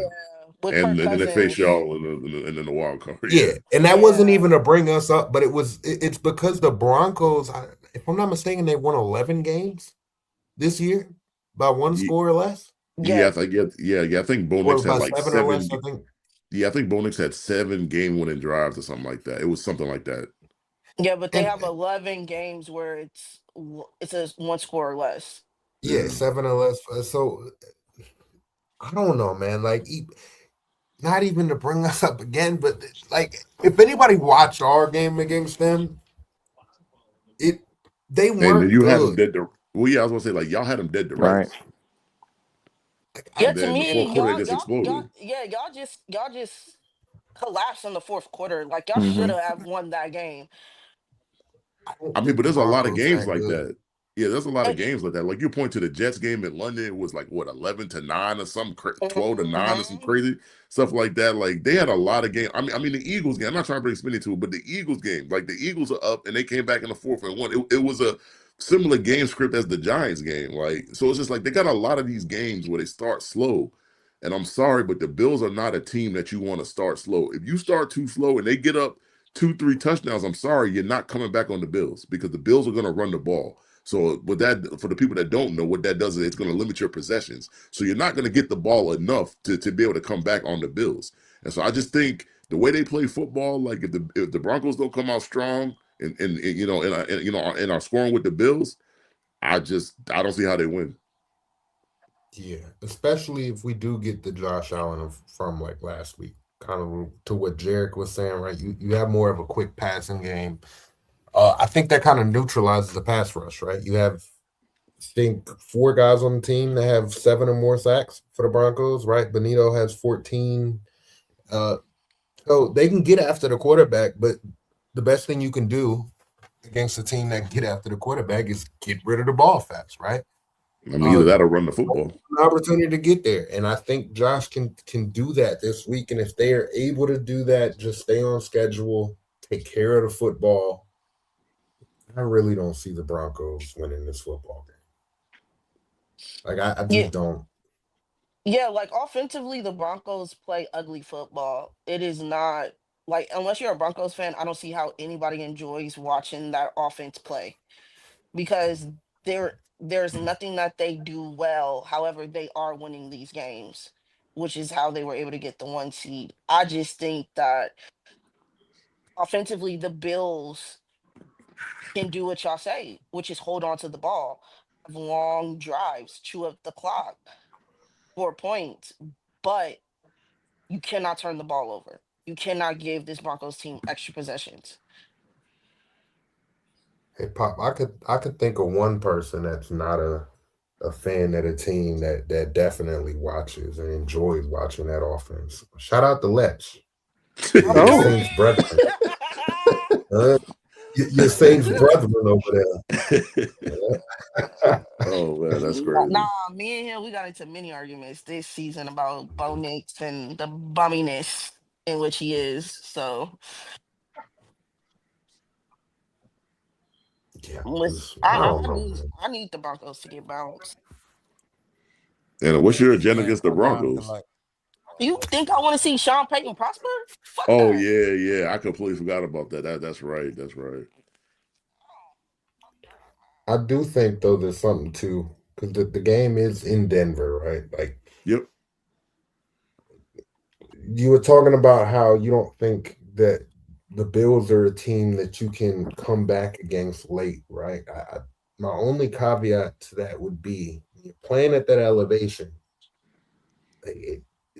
Some guys can't deal with that. It causes fatigue.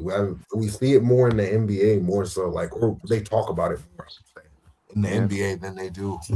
You do it. You do it NFL, on a but short week too. yeah, like it could definitely have an effect on the game, especially late, right? Like early, everybody's energized, but late in the game, when you've been getting hit all day and you playing at that elevation, and it's hard to breathe already. Like I guess I could see the Broncos being able to pull the game out late, but I just don't. I don't have them winning. I mean, they're gonna have to show me at this point, basically.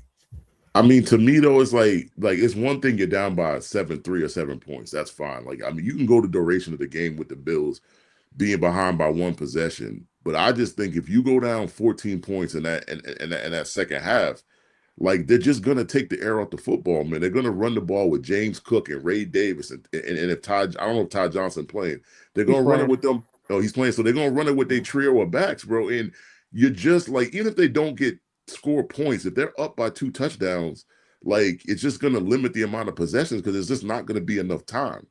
And then I mean, like I mean, also like I don't view the Broncos as a quick strike offense. So it's just like they're going to have to kind of matriculate the ball down the field, which is going to take up more time. And if you're down by 14 minutes, I mean 14 minutes by 14 points, Like, I just don't think they have the kind of offense that's going to be able to come back in that kind of game with how the Bills are going to play. And so that's what I'm saying. Like, a touchdown, cool. A field goal they're down by, cool, whatever. But 2 possessions, I don't think they can come back from that. Yeah. No, I think this. I Oh, feel go you. ahead. No, go ahead. Go ahead. No, I think this is a close game. My problem with it, like I know everybody like out on both Knicks, but I think the receiving problems that like they have in Buffalo right now is disturbing. Like if you take Khalil Shakur away, right? Brandon Cooks has been a little bit of an inspiration. He's been able to do some things in this game, but like, what happens if you know what I mean? He's not able to be explosive. Like, can they score enough points? Can they get off to a good enough start that they keep you know Denver in a slump? Like, because I don't trust the 3 wide receivers they got active today. I'm sorry. Like outside of Khalil Shakir, I don't really But that's where the tight I ends don't come really into trust play. Keon Coleman though. I Yeah, mean, but when the that's last where the time you tight ends seen come. like But the who tight was the end, last one of them to have a good game? Like Dalton yeah, I Kincaid, mean, Dawson Shakur Knox. had a good Like game last week. I'm talking about out of the tight okay, ends, no, tight ends. okay, I'm hearing what you're saying, like Smith, right? Because that has been a point of conversation I've talked about all this season is the tight end play for the Bills. However, when you're in a playoff situation, you're gonna use all your personnel, and I think they understand the deficiencies that they have at the wide receivers position. They've been dealing with it all season. But this is also why I think that they have been working their tight ends into the game. If you look at the last 4 games of the regular season, you're seeing that. You saw that in the Jacksonville game. Like you saw Kincaid getting some work. You saw Knox getting some work. So this is how the tight ends are going to play a factor in this game.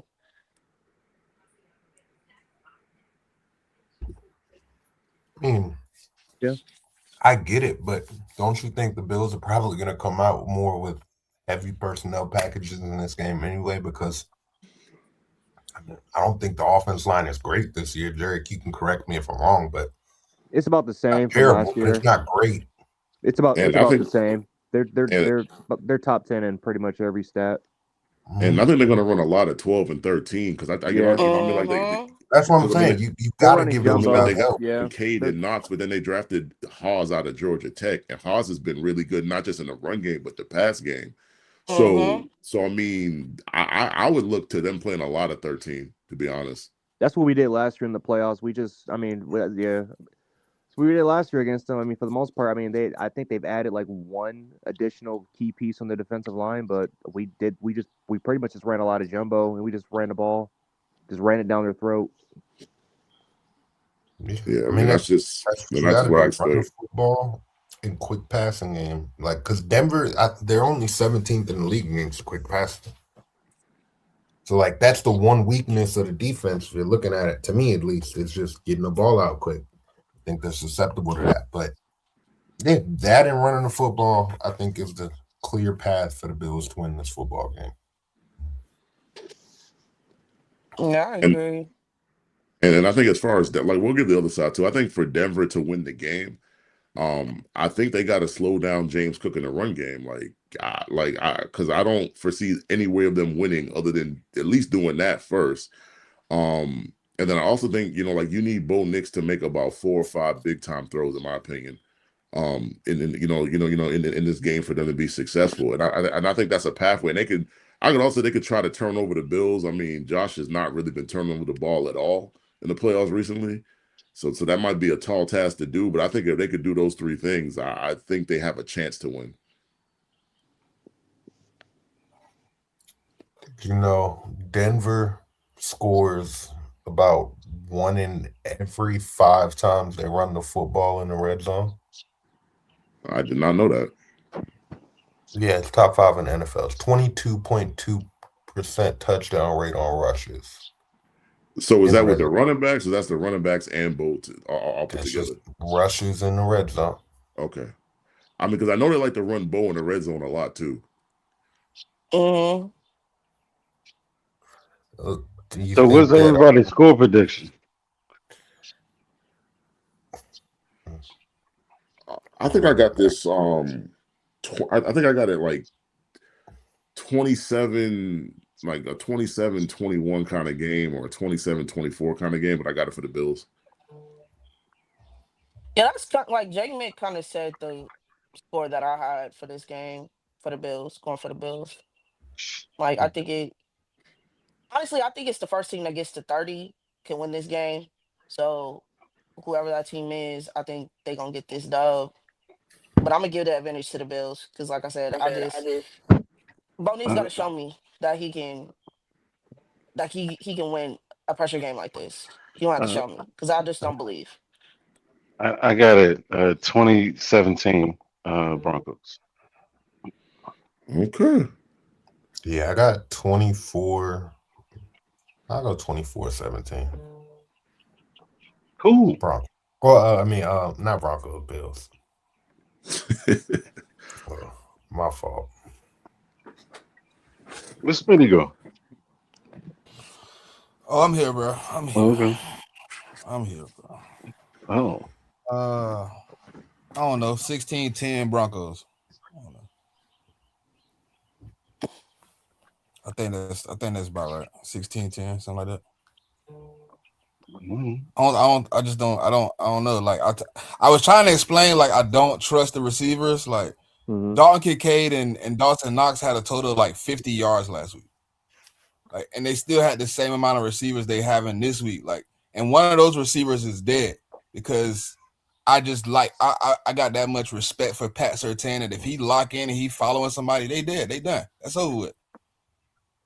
I think their best option is probably gonna have to be working in the slot against the Riley dude, Riley Moss. He give up a lot of penalties. That right there is like, to me, where they're gonna have to go with the ball a lot in this game. And I just think that pass rush, like once you have to like set up some of those plays, that pass rush for the Broncos against that line, I think they're gonna be able to get home a few times. Yeah, they got one of the best pass rushes in the league. Something that you don't want to do. You don't want to throw the football 35, 40 times against that team. They'll kill you every time. Go ahead. Oh no, I just said, like, for some weird reason, I got to feel like this game gonna be high scoring.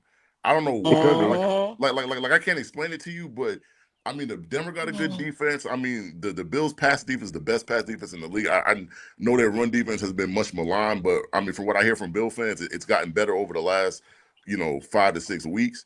But I don't know, man. Like, I just feel like the offense is going to cook, and I just think there's going to be a bunch of points scored in this game.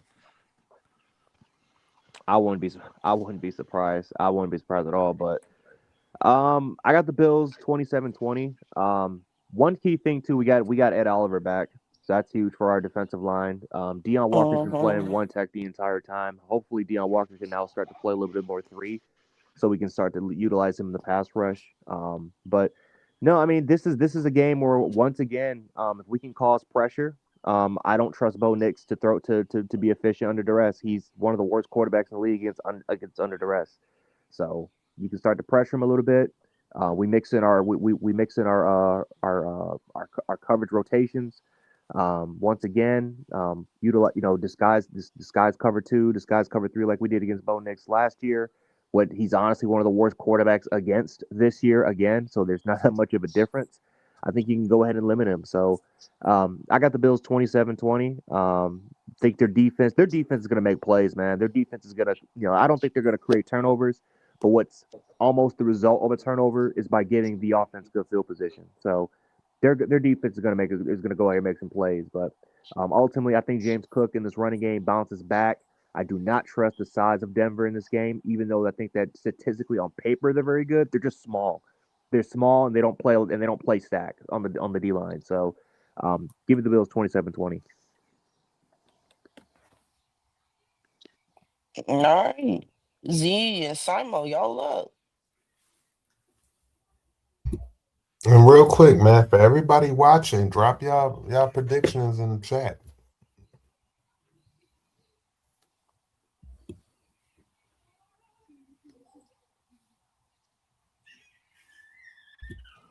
Yeah, predictions in the chat. Hold on. Z, you there? You rang? Simo, you there? Yeah, I'm present. What's up? Yeah, You up? Your game up. Oh, okay. I mean, I guess y'all want the higher seed to speak first. That's fair. It's finna be cold as piss. Bring your scuba gear. Bring all your thermals. I think we established the run game. We didn't get the run game as well as we wanted in the game fully, but in the second half we turned it up. Um, I really think too. What I like about Ben Johnson and Caleb Williams, when it comes to mistakes that they make on a weekly basis, they truly try to correct them, especially with how slow the offense was in the first half. I don't think we see that again. I think we come out with more of an aggressive attitude. Um, my main worries, if any, is just slightly Theo Benedict, but we do have Braxton Jones, who was activated on IR, so he's our backup. And Rome, he said he has a nagging foot injury with that stress fracture still, but he's gonna play till he can't play no more. So I said, salute to you. Outside of that, though, I've already said how I feel about our defense. If they could figure out how to just use the scheme to their advantage and to slow down Puka and company, I think we can win that game again. Because even though Dobbs had 100 yards, Matthew Golden had like 70 some yards, they still found a way to get through and make significant stops. So we just got to go out there, punch them in the mouth. Sean McVay has never won a Soldier Field. Let's keep that tradition alive. I do have a question for you. Y'all Mm-hmm. tend to start slow most of Mm. this year. Y'all start slow. Yeah. Y'all don't play well. Y'all don't really lock in until the second half of the game. Do you Right. think this Rams team, with the offensive power that they do play with, is a team that you guys can do those second half comebacks that y'all have been able to do? I mean, we weren't supposed to do it with the Packers, and we've had to do that multiple times with other teams. Not as strong as the Rams, I'll give you that. I agree. But Mm-hmm. the fact that I've seen it replicated so much and at such a high clip and a successful clip at that, it would be hard for me to be like, oh, I don't think we can do it again. Obviously, I don't want that. Of course, I want us to be it'll be either close to being a shootout or we'll be able to just, have a solidified lead. But if it comes down to that, I do have this is a team that plays until the very last second, so I do got faith that if it gets kind of ugly, we can adjust and come back.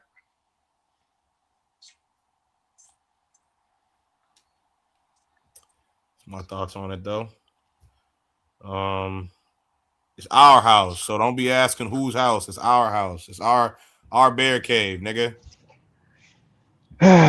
Bear down, literally. Bear is gonna be Yeah, yeah, down. yeah. Bear down. Um, Yeah. but I mean, Chicago is they're a great team, man. I mean, they made it this far. Hats off to y'all, man.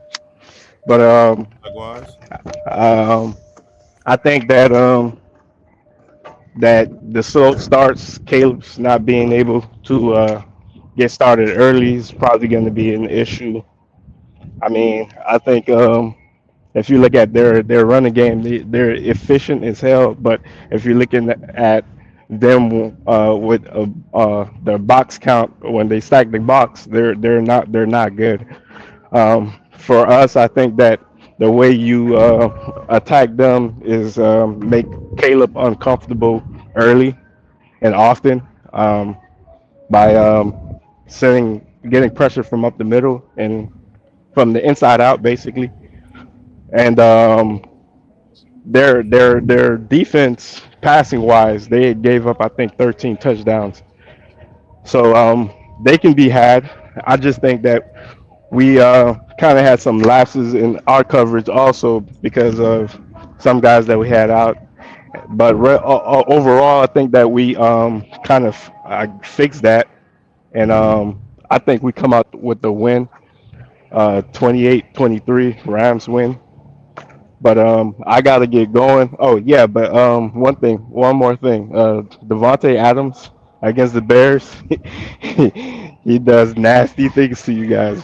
So You using another team's stats, nasty. Get out their cabinet. I mean, it's still the same player, right? Get I out their mean, cabinet. That's a different team, nigga. okay. He 0-1 against the Bears. Stop playing with us when he in the Rams Hey, jersey. man. Oh boy. Yeah. Hey, man. Yeah. We You gonna see ain't about that Sunday. We gonna see about that I Sunday. We don't gonna care. write. Hey, I We don't gonna care right how all the old you are. wrongs. There now. But nah, man. I Hey, think we get the you dub. can beat us in the Rams jersey. My bad. Go You ahead. said Go ahead. what? I You said, said hey, what? Devontae ain't beat us in the Rams jersey. That's all I'm gonna say. All Yeah. right, man. You can hang your hat on that, just like you was trying to hang your hat on the last one you got well, a Listen, couple bro. years Look, ago. you go. Hey, But look. If y'all want me to stop saying good things about my team, y'all gonna have to kill me or we lose. So hey, hey, either beat me or kill me. It's simple. hey, my intro was bear down, so a Hey, you bear know is what, going to man? be You know, down, you put shot a. down, I'm stabbed gonna. up, I'm gonna whatever, ask my. however you want to look at it. I'm gonna ask my weekly question. You put a ram and a bear in a cage. What's gonna happen? Help the bear, Nope. Lamb chops, nigga. help the Lamb bear, chops. help the bear. Okay. Lamb chops, nigga. Damn, man, but ultimately, So I see us advancing. But to get out of here, I gotta go. No, dispatch has been calling me for a while now. But yeah, man, I think we come out with the dub. Snow or no snow, doesn't matter. Hey, for sure.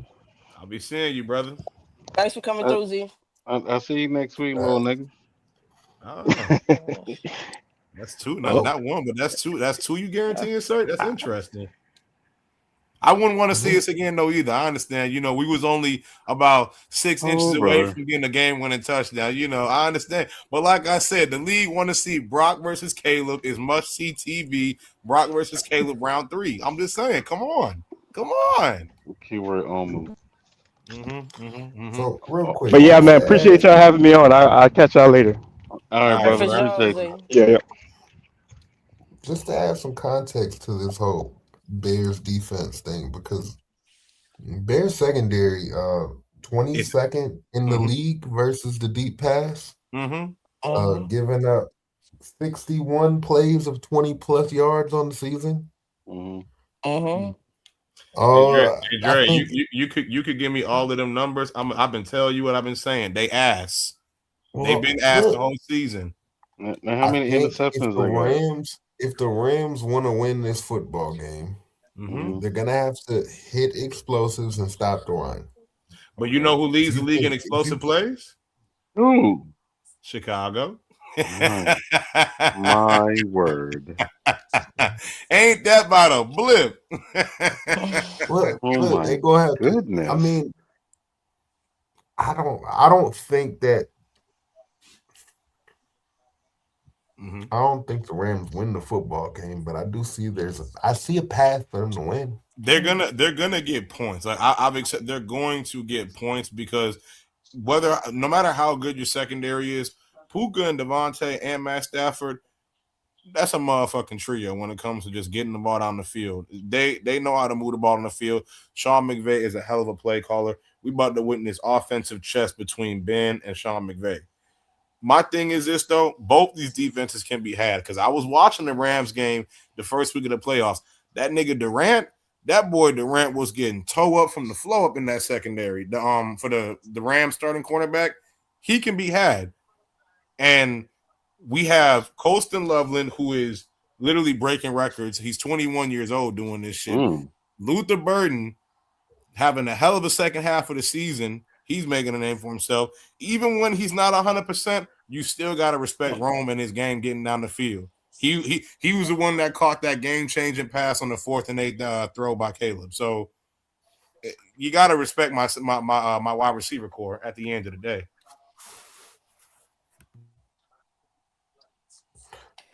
For sure. But I don't. Do you think y'all really gonna throw the ball a lot in this foot? Like I think you lean on a run game in this football game. I'm glad you asked. You happen to remember that game-winning play that Caleb threw against the Packers to DJ Moore? He was throwing into 20-mile-per-hour wind on that pass. And it was a dot. We gonna air that motherfucker out. Trust and believe. That ain't never an issue. It's just a matter of, are we gonna do what we need to do in the first half and lock the fuck in? We can play from behind. Obviously, that's not how you want to do it, especially in the playoffs. Even I said that, hey, that whole comeback fourth quarter, close game, whatever shit, excuse me, that can only last you so long. You know what I'm saying? You got to come out and show niggas, hey, we can go from quarter 1 to quarter 4, not just quarter 4. I appreciate the quarter 4, lock in, but I'd rather just have us play all 4 quarters and get a definitive win outright. You know what I'm saying? For sure. Mm-hmm. I was just asking because, like, they miss a lot of tackles, man. Yeah. You have a lot of success running the football. It's just, I guess, you can say if you get your playmakers in space with the football, like, it doesn't really matter how you get those playmakers in space. Right. But that is probably my biggest concern for the Rams is just how many tackles they miss. They miss one in every 4 tackles. And that's bad. That's bad. I gotta give my defense some credit because it's weird with how questionable, to put it nicely, how questionable our secondary is.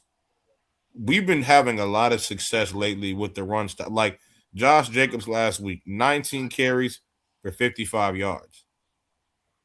Like we shut that run game down completely. And in a system where, or in a weather game where, like you said, you might not be able to throw the ball, but if you can't run the ball, well, shit, you got to try to move the ball on the field some way, somehow, right? And Matt Stafford is always good for at least one interception, right? That's what Certified said one time. I'm just quoting him. He gonna give you an opportunity. You feel me? So yeah, but that hold on. Yeah, but what? Make you muted. Hold on, because if they're, that's why I said they got to try to Come on, brother, gather yourself. Game. Okay. I'm just saying they gotta hit the explosives because in this football game, like if their secondary can be had, right? And Matthew Stafford doesn't throw a lot of picks. Throwing What's the ball the chances down of that? Well, Samuel, what was your turnover to what was it? Turnover differential? What was it? Matthew Stafford has one. Oh, our turnover differential. I believe we had the highest in the league. Let me look it up. Matthew Stafford has 1 interception. That was top 5 in picks, some shit like that. We led the league in turnovers and picks and fumbles. I'm just telling you, Stafford, he's only thrown 1 pick. Listen, man, this is the thing about Stafford. Like is he in the Matrix or was it me? I found the Chicago Bears had the highest positive turnover differential in the 2025 season, leading with a margin of plus 11. The next closest person was plus 7. I'll say this: Matthew Stafford, you want to be able to give him a run game because if you do cause him to pass for 30, 40 times, he's gonna give it up at least once or twice in that. He's very much so a risk taker. He thinks, oh, my guy down there, he can beat y'all, and the DB just makes a great play. So I don't know. I think both quarterbacks have the potential to be. It's gonna be who is the quarterback that's gonna really take this game. Who is it gonna be? Because like I said, Caleb, it hit the first half of that game. It was not good, but he did play better. And my thing is this too, Pop, and I've been seeing this a lot as of late, and I really need people to start watching football again. Someone made a tweet the other day where they said, oh, if Matt Stafford wins the MVP and wins the Super Bowl championship, he's a top 5 quarterback all time. And I say, I understand y'all like the man, and don't get me wrong, I learned to like him after he left Detroit, but you have got to stop rewriting that Detroit part of his career because he had bad moments in Detroit as well. Y'all think, oh, wait, they never built around him and he only had Calvin. That's cool. I get that. But he had multiple seasons where he was having 11 plus, 12 plus interceptions like during the season, a lot. So you can't only take the Rams part of his career and be like, oh, look at this great quarter. No, you got to take the whole career. And he has some boneheaded ass plays, and that's okay. Yeah, so I'm just looking at like when I look at this game, like I think this game has the biggest variance of the weekend. Like I think, I mean, this game could be a blowout in one fashion. It could be a one possession game. I think the weather really impacts the game. And it's no slight on Caleb or Matthew Stafford because I mean they both have strong arms. I mean they both can cut the ball through the wind, so I'm not really worried about that. But when the kind of temperatures you're talking about, like I don't care if you're from the cold weather or not. Like it don't mean you want to be playing in sub-degree wind chill sub-degree temperatures. Like that don't make it any better. Yeah, you ever caught a football in that type of weather? Like it feels like you're catching a brick. That shit is it's not cool. Yeah. I mean, it's not fun to play in, and so I mean, for the Rams, I think it's more of an issue because the Bears they live in this shit. So did you see that report, JMIK? And what's the report? They said that the Bears players said that Ben Johnson he turned the heaters off and had him practicing in the cold all week. Well, I mean, that's what we do up in New England. Like them niggas practice outside all the time. They don't practice inside. Yeah, hell what's the purpose? If you play outside, why the hell would you practice inside? Exactly. That don't make sense.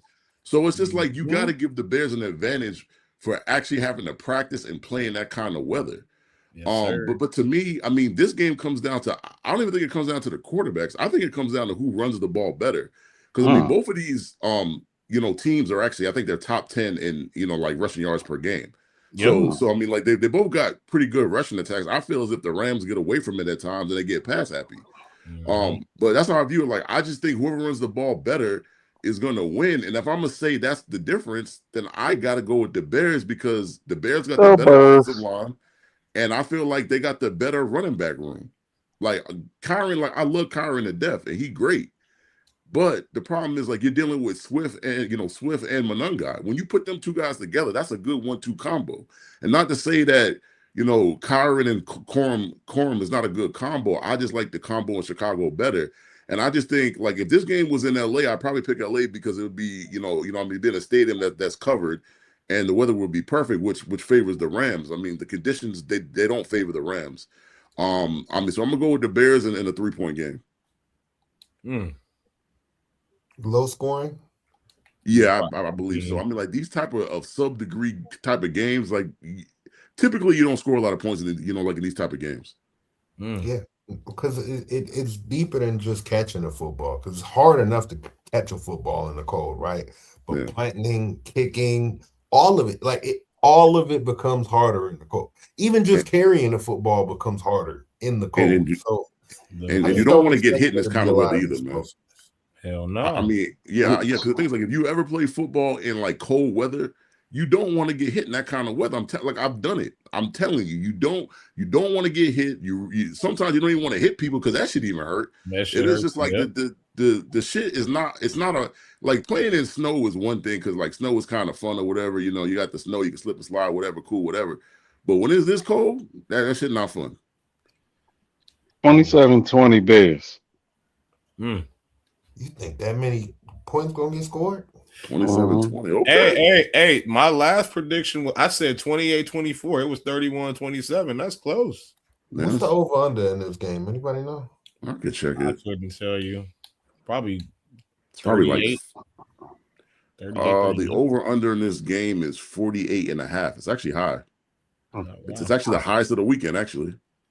Wow. Different. It's different, bro. Yeah. I mean, if I was a betting man, I would take the under. Under.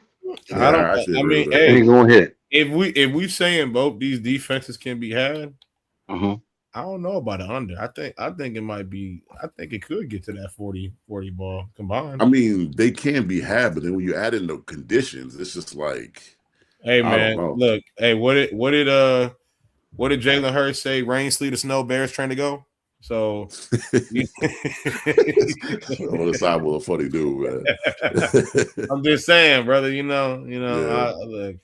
I think we gonna get him. I think both teams are good. Like between both teams, I think the lowest amount of points they could both put up is 20. That's what kind of game I think is gonna be. Honestly, I truly do. I mean, that's fair. Yeah, I would say 30-23 Bears is my score prediction. I got a 23-17 Rams. That's how you feel, twin? All right, bet. Listen. I'm gonna just take that as Cali bias and leave it at that, No. Dennis Allen hate. Oh, so it's Dennis Allen hatred. Got you. Copy. I hear you. 21-23 Rams. You just a hater, you know that? I hate the Rams. Listen. Wait. Everybody on the show know I hate the Rams more than I hate anybody else. Shit, and I'm giving them a dub. Mm-hmm. So you hate them more than listen. And you hate them more than the Niners? Mm. Yeah, for sure. Okay, right, you had to think about that one. I didn't have to think about it for sure. I'm just saying, I'm just saying, bro. This is what I think. Gonna happen, JMIK. This is I think it's gonna be a 21-20 game. Bears are gonna be up, and I think Matthew is gonna be able to get them in field goal range. Oof. Now, if they miss that field goal, Bears win 21-20. You know what I mean? But I think that's how it's gonna go down. I think it's gonna be a close game up to the end, really entertaining. It's gonna come down to if Matthew Stafford, because it always comes down to if Matthew Stafford can get them down in the scoring range. So I think that's what's gonna happen. And then I think that's just gonna be the situation. I think it's gonna be 21-20 down to the end. I think they get a game-winning field goal. I'm just saying, Smitty, you beat the Rams this year and you lost to us. I see the bias, but it's cool. I hear you, bro. I hear you. I really didn't want to give it. I really would have said tie, but it's the playoffs. It's impossible, brother. Impossible. Yeah. The game can at the time. The playoffs. That's just it's not even. If it wasn't the playoffs, I wouldn't have picked neither one of you nasty niggas. Okay, that's crazy. Give me 17-13 Bears. Real nigga. I think it's gonna be a low scoring game. Mm-hmm. I could see a defensive touchdown being the turning point in this football game. I think it'll be close. I think both teams have one successful drive in the game where they're able to punch it in for a touchdown. I think both are going to have to settle for a field goal at some point. I don't think there's going to be a lot of scoring. I think the tipping point will be either a special teams touchdown or a defensive touchdown. And I think that's what decides it. I just wanted to say too,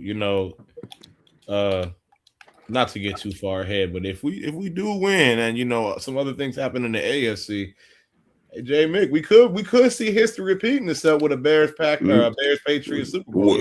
What's not gonna happen? History ain't gonna repeat itself. Hey, if I see you there, I'm gonna beat you. I'm gonna beat you. Montez Sweat for a touchdown, just like William Perry. I'm just saying, and you go to hell with that. Ooh, that should have been. People said he got the Texans winning it all. Hey, the Tuscaloosa Texans. I'm not mad at it, man. Bro, that defense can only take you so far, respectfully. Yeah. That offense got to do something. Because we had this conversation. I forgot whose space it was, but somebody said they were talking about who do you trust more, Brock or CJ? And CJ. I said, look, don't get me. I said Brock. I mean, Bo Nick. Excuse me, my bad. They said Bo or CJ. I said, look, I understand your dislike of Bo Nix. I dislike him as well.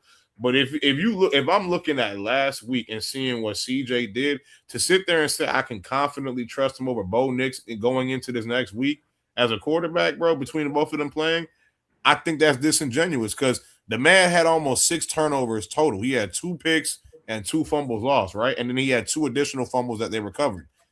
To sit there and be like, I can trust that, man, hell no. And they didn't get their second touchdown until their defense got a stupid score. And that was 4 quarters. It was 7-6. I can't trust that fully. I don't disagree with you. Yeah, that like you I gotta be don't honest. either. But I mean, it Um, sounds like it sounds like we're ready to go to the last game of the weekend. That's what it sounds like to me. Yeah. So I mean, we're gonna start this off last game of the weekend. I mean, like, we're saving the best for last. Texans at Texas. I'm gonna put a little sauce on it now. Put a little sauce on it. But I mean, it's Texans at Patriots. I mean, it's the game in New England. It's supposed to snow. It's going to be a snow game Sunday at 3:00. So I mean, that's what the conditions are. Man, I've been in these Twitter streets, man, all week, man. I've been, me behind, enemy lines. I've been in the Texas spaces. I actually got clipped a couple times. I see some joints on the timeline. But I mean, like, that's what the playoffs do to you, man. I mean, you kind of get a little wild in these, streets sometimes. But I mean, just to be real about it, to be serious. I mean, the Texas defense, I do respect their defense. And I told them that, but I've been saying it all season. Like, I think they got the best defense in the league, and I don't think it's that close. I mean, to be honest. But I think talking about this game, like, it always reverts back to me talking about the Texans defense and my offense, and that's like it reverts back to that 95% of the time. And I'm not going to talk about that right now because that's been talked out. Like, their defense is good. I mean, we're the second scoring offense in the league. We're top 10 in third down conversions, number 1 in fourth down conversions. That's what my offense does. But I mean, we average just under 30 points a game. We're not scoring 30 points in this game. And I told my fan base that's not, I'd be very surprised if we score 30. If we score 30, this is a blowout because I don't think they have the capability to score that many points against my defense. So I mean, that's on that side. But, like, the side that intrigues me more is the Texans offense versus my defense. In case y'all don't know, my defense is 6th against the run. We have a top 10 passing defense. Don't really pressure the quarterback that much. I think our pressure rate is like middle of the pack of the league. I think we're like somewhere between 15 to 18 in the league in terms of pressure. So we don't get pressure. I mean, like, in the pressure that we do get comes from the interior. That's Christian Barmore and Milton Williams. That's where our pressure comes from. I mean, like, our edges are not really going to get instant pressure. Like, those guys are going to get coverage sacks, or they'll get pressure due to the fact that you got to either double team Barmore or Milton Williams. I mean, so you got to pick your poison. I mean, like, which one you're going to double team, and then off of that, they're going to get one-on-one matchups. Obviously, teams are not going to chip those guys. There's no point in that because it's not the Texans, edges. It's like, it's not Will Anderson and and a Danielle Hunter. So you don't got to chip those guys. So I mean, my guys got to win their battles. I mean, to me, the pathway for the Texans to win this game offensively is they got to run the ball with Woody Marks and Chubb. Like, I think they've got to run the ball successfully to, like, for us to respect it. And then they run play action off of that. I do realize Nico not playing. I mean, that's, well, he got ruled out yesterday for the concussion. I mean, like, praise up to him, man, because I don't ever want to see, players get hurt. And obviously, he got hurt to the extent in that Pittsburgh game that he got carted off the field. So I mean, praise up to him. I mean, like, I hope he get better. But he's not going to be there. So I mean, the focus for us is going to be on limiting Christian Kirk, and I mean, limiting Jaden Higgins. I mean, like, those are the two guys that I'm trying to limit. Like, my team is one of the worst teams against running backs and tight ends, so I expect Schultz to get off. I would even throw a bet in there, like, Stouffer's the backup tight end. Stouffer played with CJ at Ohio State. I would take him for either 10 or 15 yards because I think he's going to get it. I mean, so if I was Kaylee, that's who I'd be throwing to, primarily the tight ends and the running backs, and I would mix it up. I mean, obviously I'd mix in Higgins and Kirk and Hutchinson as well. But that would be my game plan. And also, I feel as if the Titans, they would have, not the Titans, the Texans need to score on defense. I mean, because if my team scores anywhere near 20 points, it's going to be hard for them to keep up with us unless they turn over Drake or they get a fumble or some type of pick six or scoop and score. So that's kind of how I see the game. Score I have for the game is 20-13. Obviously, Patriots. And I look forward to a good game. I mean, and like, I've been talking about this game all week, man. I'm kind of talked out at this point. Like, I'm just ready for them to lace it up, line it up, and play this game. Yeah, JMIK, to your point, like, I think for me, the key to this game is what CJ are we gonna get? Are we gonna get that turnover CJ who was loosey goosey with the football last week? Because I don't think this is a team that Texas can get away with turning the ball over that many times. because I do feel like y'all have a better offense that y'all can take advantage of those turnovers and get more than 6 points out of it. So like CJ has to protect the football. Like take the sack. It's okay, take the sack. But just don't give the ball up to give a offense extra possessions in the game. So CJ has to play better in my opinion. Oh, For and the I Texans agree. to have a shot, because I do think the defense will do what they need to do, but CJ just has to play better. And I actually think both quarterbacks are going to play better in this game than they did last week. I can't anticipate a man turning over the ball almost four times, and he had two interceptions and he lost two. Like I just Two fumbles, yeah. yeah, two fumbles. I With just a can't total of 4 expect. fumbles. Yeah, Four, but he only lost two though, right? exactly. Yeah, Yeah. I just like I told some Texas fans earlier in the week, I'm not going into this game expecting that similar production of turnovers. Like I'm not going to go into a game like that. I do think Drake going to throw one pick, and like I said it on this podcast last week. I said 250, 2 touchdowns and a pick. He didn't quite get the 2 touchdowns. He should have had the 2 touchdowns. I mean, like he missed Hooper in the end zone, which would made me right. But yeah, like Drake, I feel like Drake gonna throw, like they're gonna get pressure on him, maybe a batted ball or just a high throw, because Drake has the propensity to throw high balls, pause. That's just early in the game what he does. And so I think the Texans are gonna get a pick. I mean, now like what they do with that pick is up to their offense. I think a key in this football game, and I am going back to the other side just for a minute. But it's actually a positive for you guys, JMIK, not about their defense being super elite. Is Drake May? I mean, he's a pretty good runner, right? He Yep. has some athleticism to him, and if you look at it, the defense allows 9.2 yards per scramble.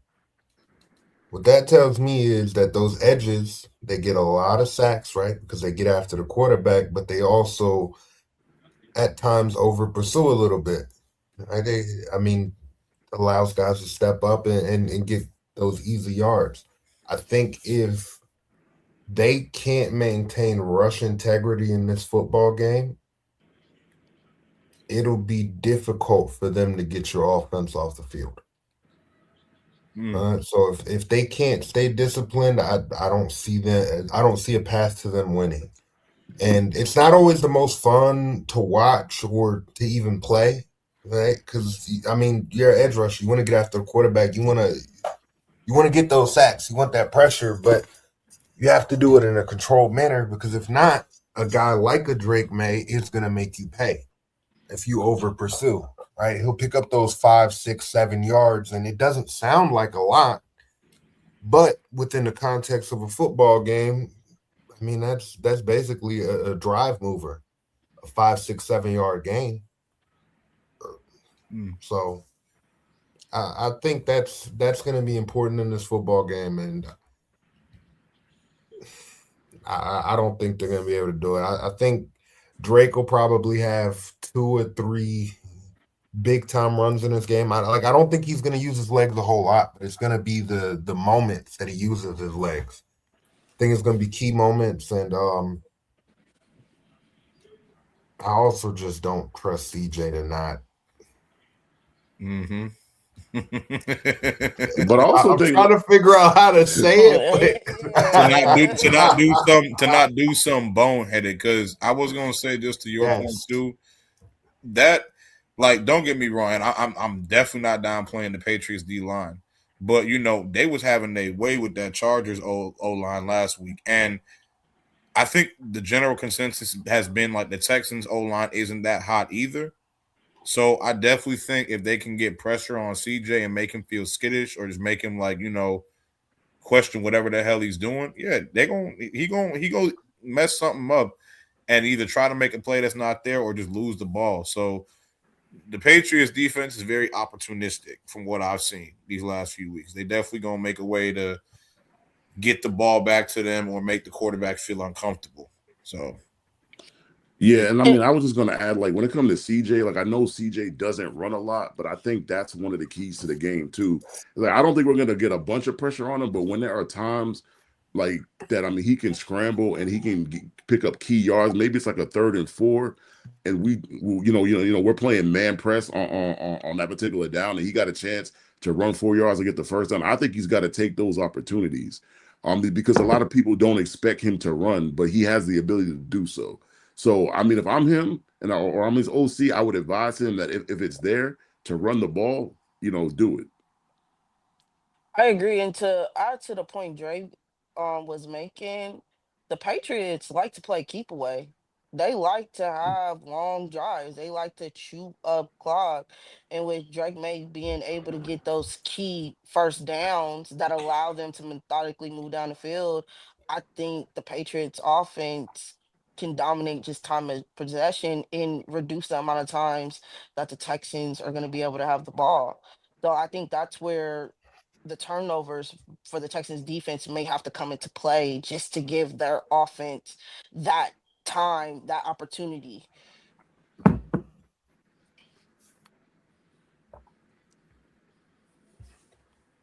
think it'll be a good football game though.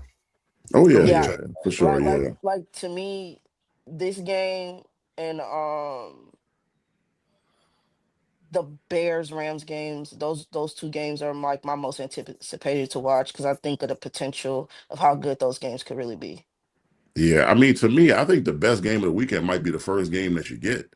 It might be that Bills Broncos game. I just got to feel it's gonna be, well, I won't say best. Like, I think it's gonna be the most exciting game. Like, I think I'm gonna get a lot of scoring. I think it's gonna be up and down. Like, Josh Allen has the, if you look at his playoff games, throughout his career, they tend to be exciting. Whether it was the 13-second Bills and Chiefs game, or I mean, like whether it was like the game last year with was it the game last year with the Chiefs.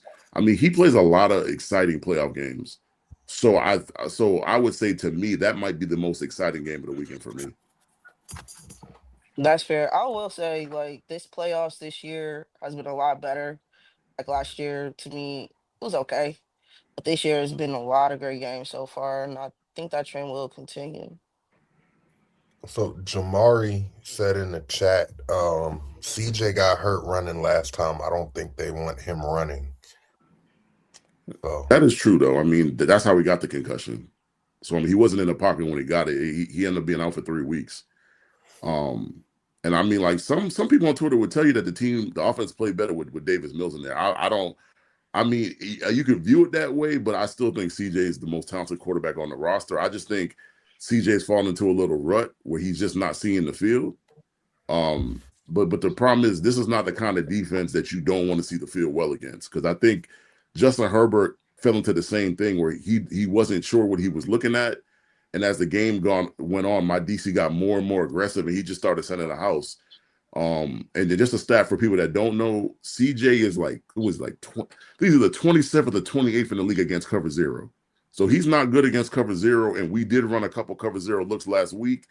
So if I was a Texas fan, I would expect to see a couple cover zero looks in this game. see, I didn't realize that. I didn't realize he was that bad against cover zero. But if I'm hearing that as a defensive coordinator, like my ears lit up as a fan. I know a defensive coordinator is hearing that and saying, yeah, we about to cook something up. Because you can throw so many looks at him at that point, right? Because he's always, if you show him pressure and he's bad against pressure, he's always worried about that pressure. Yeah. Every time you show it, he's going to be worried about it. Whereas a quarterback like a Tom Brady back in the day, right? He wasn't as worried about the pressure because he'd get rid of the ball pretty fast. Yeah. One of the I think the way the releases Texas offense is, like they, at times they want to take deep shots.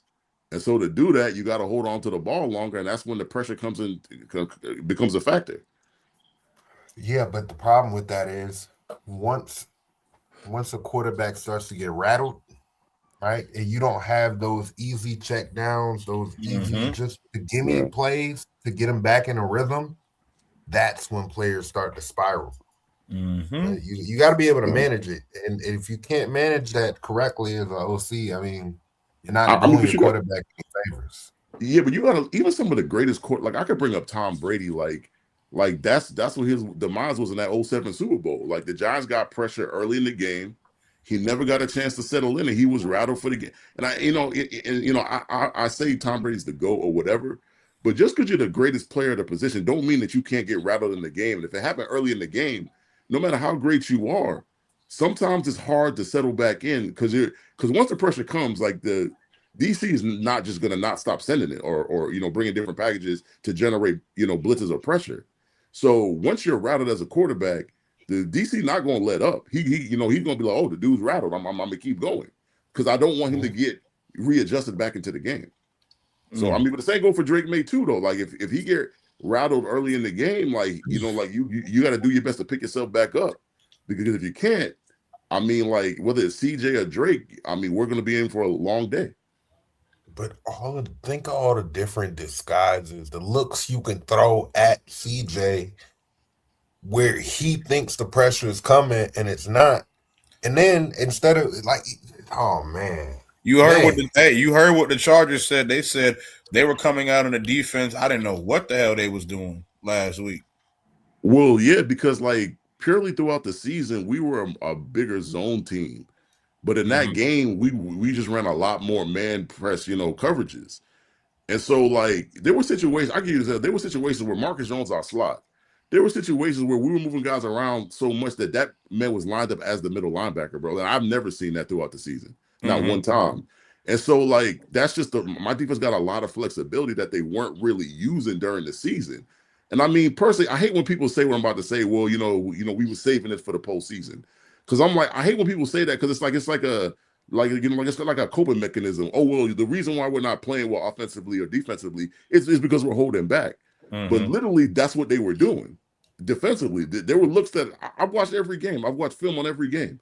And I rewatched the game. I'm like, they weren't running this shit in the regular season. Like, and I was like, where was this stuff in the regular season? I was partly mad, but partly happy because I'm mad we didn't see it. But I'm happy that they saved it for a game that we had to win, and they brought it out for that, and it confused Justin Herbert. Yeah, that's a fair assessment. I give you that. But yeah, I mean, we're gonna see. And I'm excited for football, man. Yeah, me too. I think the score, 21-17, Patriots could squeeze out with a win.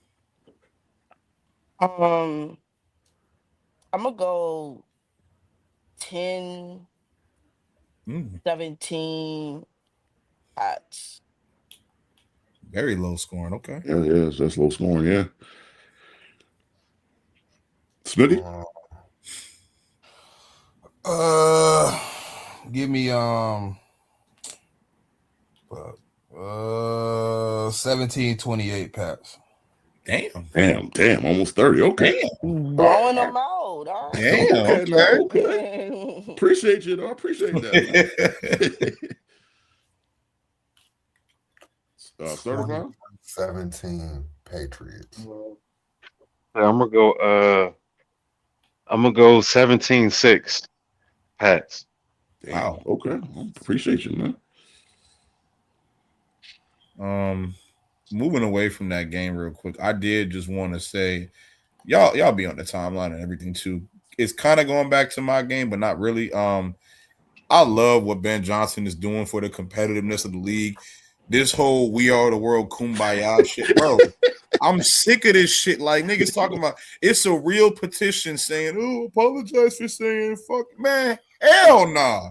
This rivalry is older than you and me combined. This is 100+ years, dog. We're not supposed to like each other. We're not supposed to do none of this goofy, oh, we got to chop it up. Man, hell, bro, I'll barely shake your hand and I'll see you at the next one, bum ass nigga. I don't rock with y'all. You are my rivals. Like to this day, I'm only 30 years old. In my 30 years of existence, I never saw a Bears head coach hanging out with the Packers head coach, and Eberflus's bum ass was sitting courtside with LaFleur when he was the head coach. Bro, we don't do that shit, bro. We don't rock with y'all. The only time we go to Wisconsin is to play you bums and leave. Bring back competitive natures. And they talking about Matt LaFleur. He his whole interaction got Sean McVay and Mike LaFleur's brother.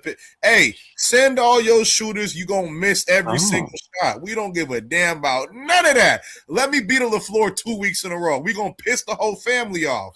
What is you saying? Nah, There you go.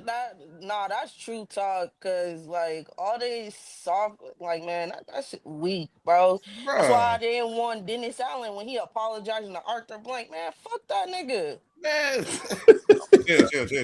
That's still my coach now. But it's like okay, like let me like Pop. Imagine if like it was imagine if I don't know who you hate most in your division, with the Bucks or the Panthers, whatever. But imagine if Falcons. the Falcons. Okay, imagine if Falcons head coach said after Saints, are you gonna sign a petition asking him to apologize? Hell no. Beat that nigga next year. What you mean? Beat his ass. No, Like listen. I don't care. Like, bro, listen. I don't care. You can beat me. It's still fuck y'all. Exactly. It's still fuck. That's just how it is. And that's why, Exactly. like, that's why I appreciated seeing that from Ben Johnson, because I do think it's this whole niceness. I don't like that. It's Like, bring back horrible. the vision hate. Like that shit. Like, bring that back. Like that to me. That's what makes some of the best games. That because it brings out a type of energy in them division Exactly. games. And It so, makes it like, that much better. And yeah. then So and then the fact that like they must have forgot who our owner is, because he said, "Oh yeah, George backs me up on this too." Y'all thought y'all was finna be, man. George hates you niggas even more than Ben. Come on now, stop it. The hell with y'all. yeah, I man. think we in the AAU era of sports. Everybody too buddy because they all grew up knowing each other Man, on these different circuits, right? Like with yeah. football, they going to the same camps. They getting recruited by the same schools. All Mm-hmm. these kids know each other already. Mm-hmm. And we just in too much of a buddy era. Whereas back, I'm gonna sound old. I'm not even that old yet, but back when we were younger, it's just people. It was more regional, right? Like so, everybody just didn't Yeah. know each other. Mm-hmm. So, like, yeah, you met at some point, but you probably met in college, right? Like playing against each other, or at the draft, or whatever, or preparing for the draft. But these guys, they knew each other, but they weren't like buddy. These dudes now, man, they be trying to team up. It's dudes in college right now. I'm not gonna say his name, but it was a tackle who he seen another offensive lineman hit the portal, was still under contract with a school, texting on the timeline talking about, oh yeah, you want to link up and play together in college at another school? Mm-hmm. A day later, he was in a portal. That's that Crazy. weak shit. Like I used to want to. I didn't care if you were my friend and you were on the other team. During the game, I hated you. It's war. I hated you. Between them lines, we could have been blood. I don't care. It's football. Like it's supposed to be a violent game. Put the violence back in football, man. That's what we need to do. Put some Hey, violence back in football. I know it's not going to happen, but that's what we need. League done got too damn listen. soft. Nah, look, okay, one, I agree, but this is why I love our Texans defense. The reason why I love our Texans defense is the way they crack. You gonna pay. Them You Tuscaloosa, gonna Texas. I know, yeah, them Tuscaloosa, Texas. you gonna pay. You want Yeah. that ball? Okay, cool. I'm about to crack you. But the way they do it is within the rules of the game. Mm-hmm.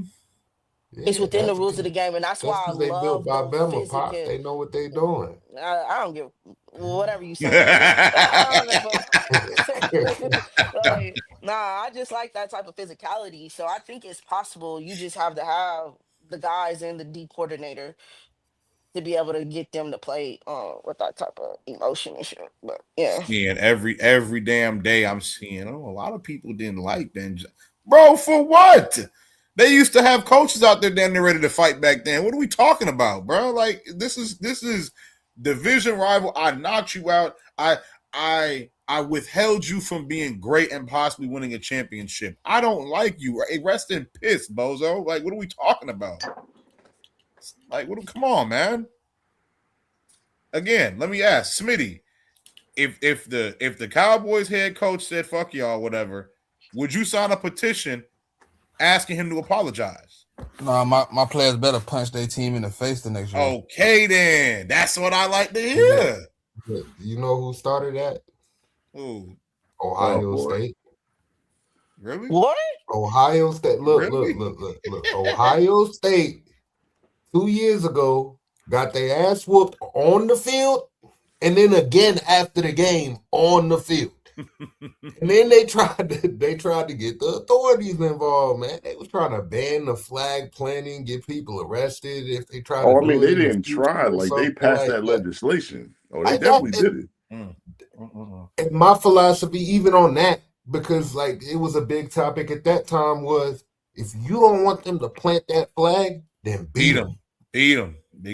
Simple as that. And it's the same thing in the NFL. You don't want me to talk my talk, then beat me. If you don't beat me, then you can't tell me I can't talk my talk. Like, what are we doing? Like, you can't say nothing until we match up again. These are still supposed to be alpha men playing like an aggressive sport. Like, why are we trying to take the aggression out of football? What are we doing? Like I said, this whole "we are the world" mentality, man, hell no. It's 32 teams going against each other. It's blood, sweat, and tears, and everything in between. I don't like you niggas. I don't want to like you niggas. Simple. Thanks.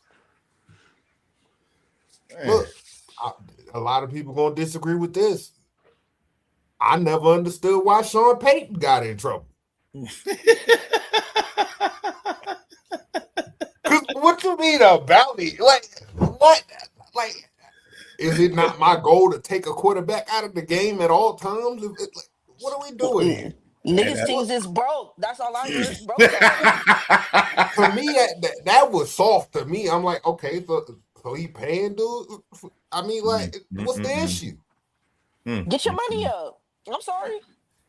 Niggas just, like I said, bro, it's just niggas just want to have it to where niggas damn near want to see two-hand touch football. That's what I'm getting from this shit. Like, you take that soft shit. If you can't handle the tenacity and the veracity of this game, bro, it's not for you, bro. We used to watch niggas out there getting cracked in Pro Bowls, in Pro Bowl games, dog. Niggas is out there hitting that full league, man. We gonna start the CTEFL. You feel me? If you're not causing concussions, you can't play. It ain't no targeting in the CTEFL. Fuck you feel me? We reward targeting. Like, we might actually give you a point for it, man. You might get an incentive for giving somebody a concussion. You know what I'm saying? Facts. So we openly put bounties on quarterbacks' heads over here. We gonna let you know before the game too. Like, yeah, we got 50 on your head tonight. I hope you make it. Look, it's just crazy the amount of booty clapping I've seen Packers fans, Detroit fans saying, "Oh, Matt Stafford gets to play the Bears." It's like he's doing it, bro. Get y'all lame asses on, man. We don't want to hear none of that. Y'all in Cancun, enjoy the game on TV like the rest of us, man. Well, with that being said, we are enjoy all these games. There's 4 games this week. It'll be 2 next week. Hey man, we're gonna have the 2 winners from the NFC, the 2 winners from the AFC, and they're gonna be on here telling you why they're going to the Super Bowl. So you definitely don't want to miss that. That one gonna get a little spicy. I mean, you fighting for the supremacy of the NFL. So we appreciate y'all for tapping in. Like, comment, subscribe. Hey Pop, get us out of here. Right, before I do the outro, I just want to tell Jamari, Bam Bam Cam was that nigga. I loved when he played football. But subscribe to the YouTube page. Remember to follow the CheckDown Twitter page. Join the CheckDown Twitter community. Always remember to tell a friend, and we'll tap in with y'all next Saturday at 11:15 Eastern Standard Time. This is the CheckDown. No fluff. No filters. Just football.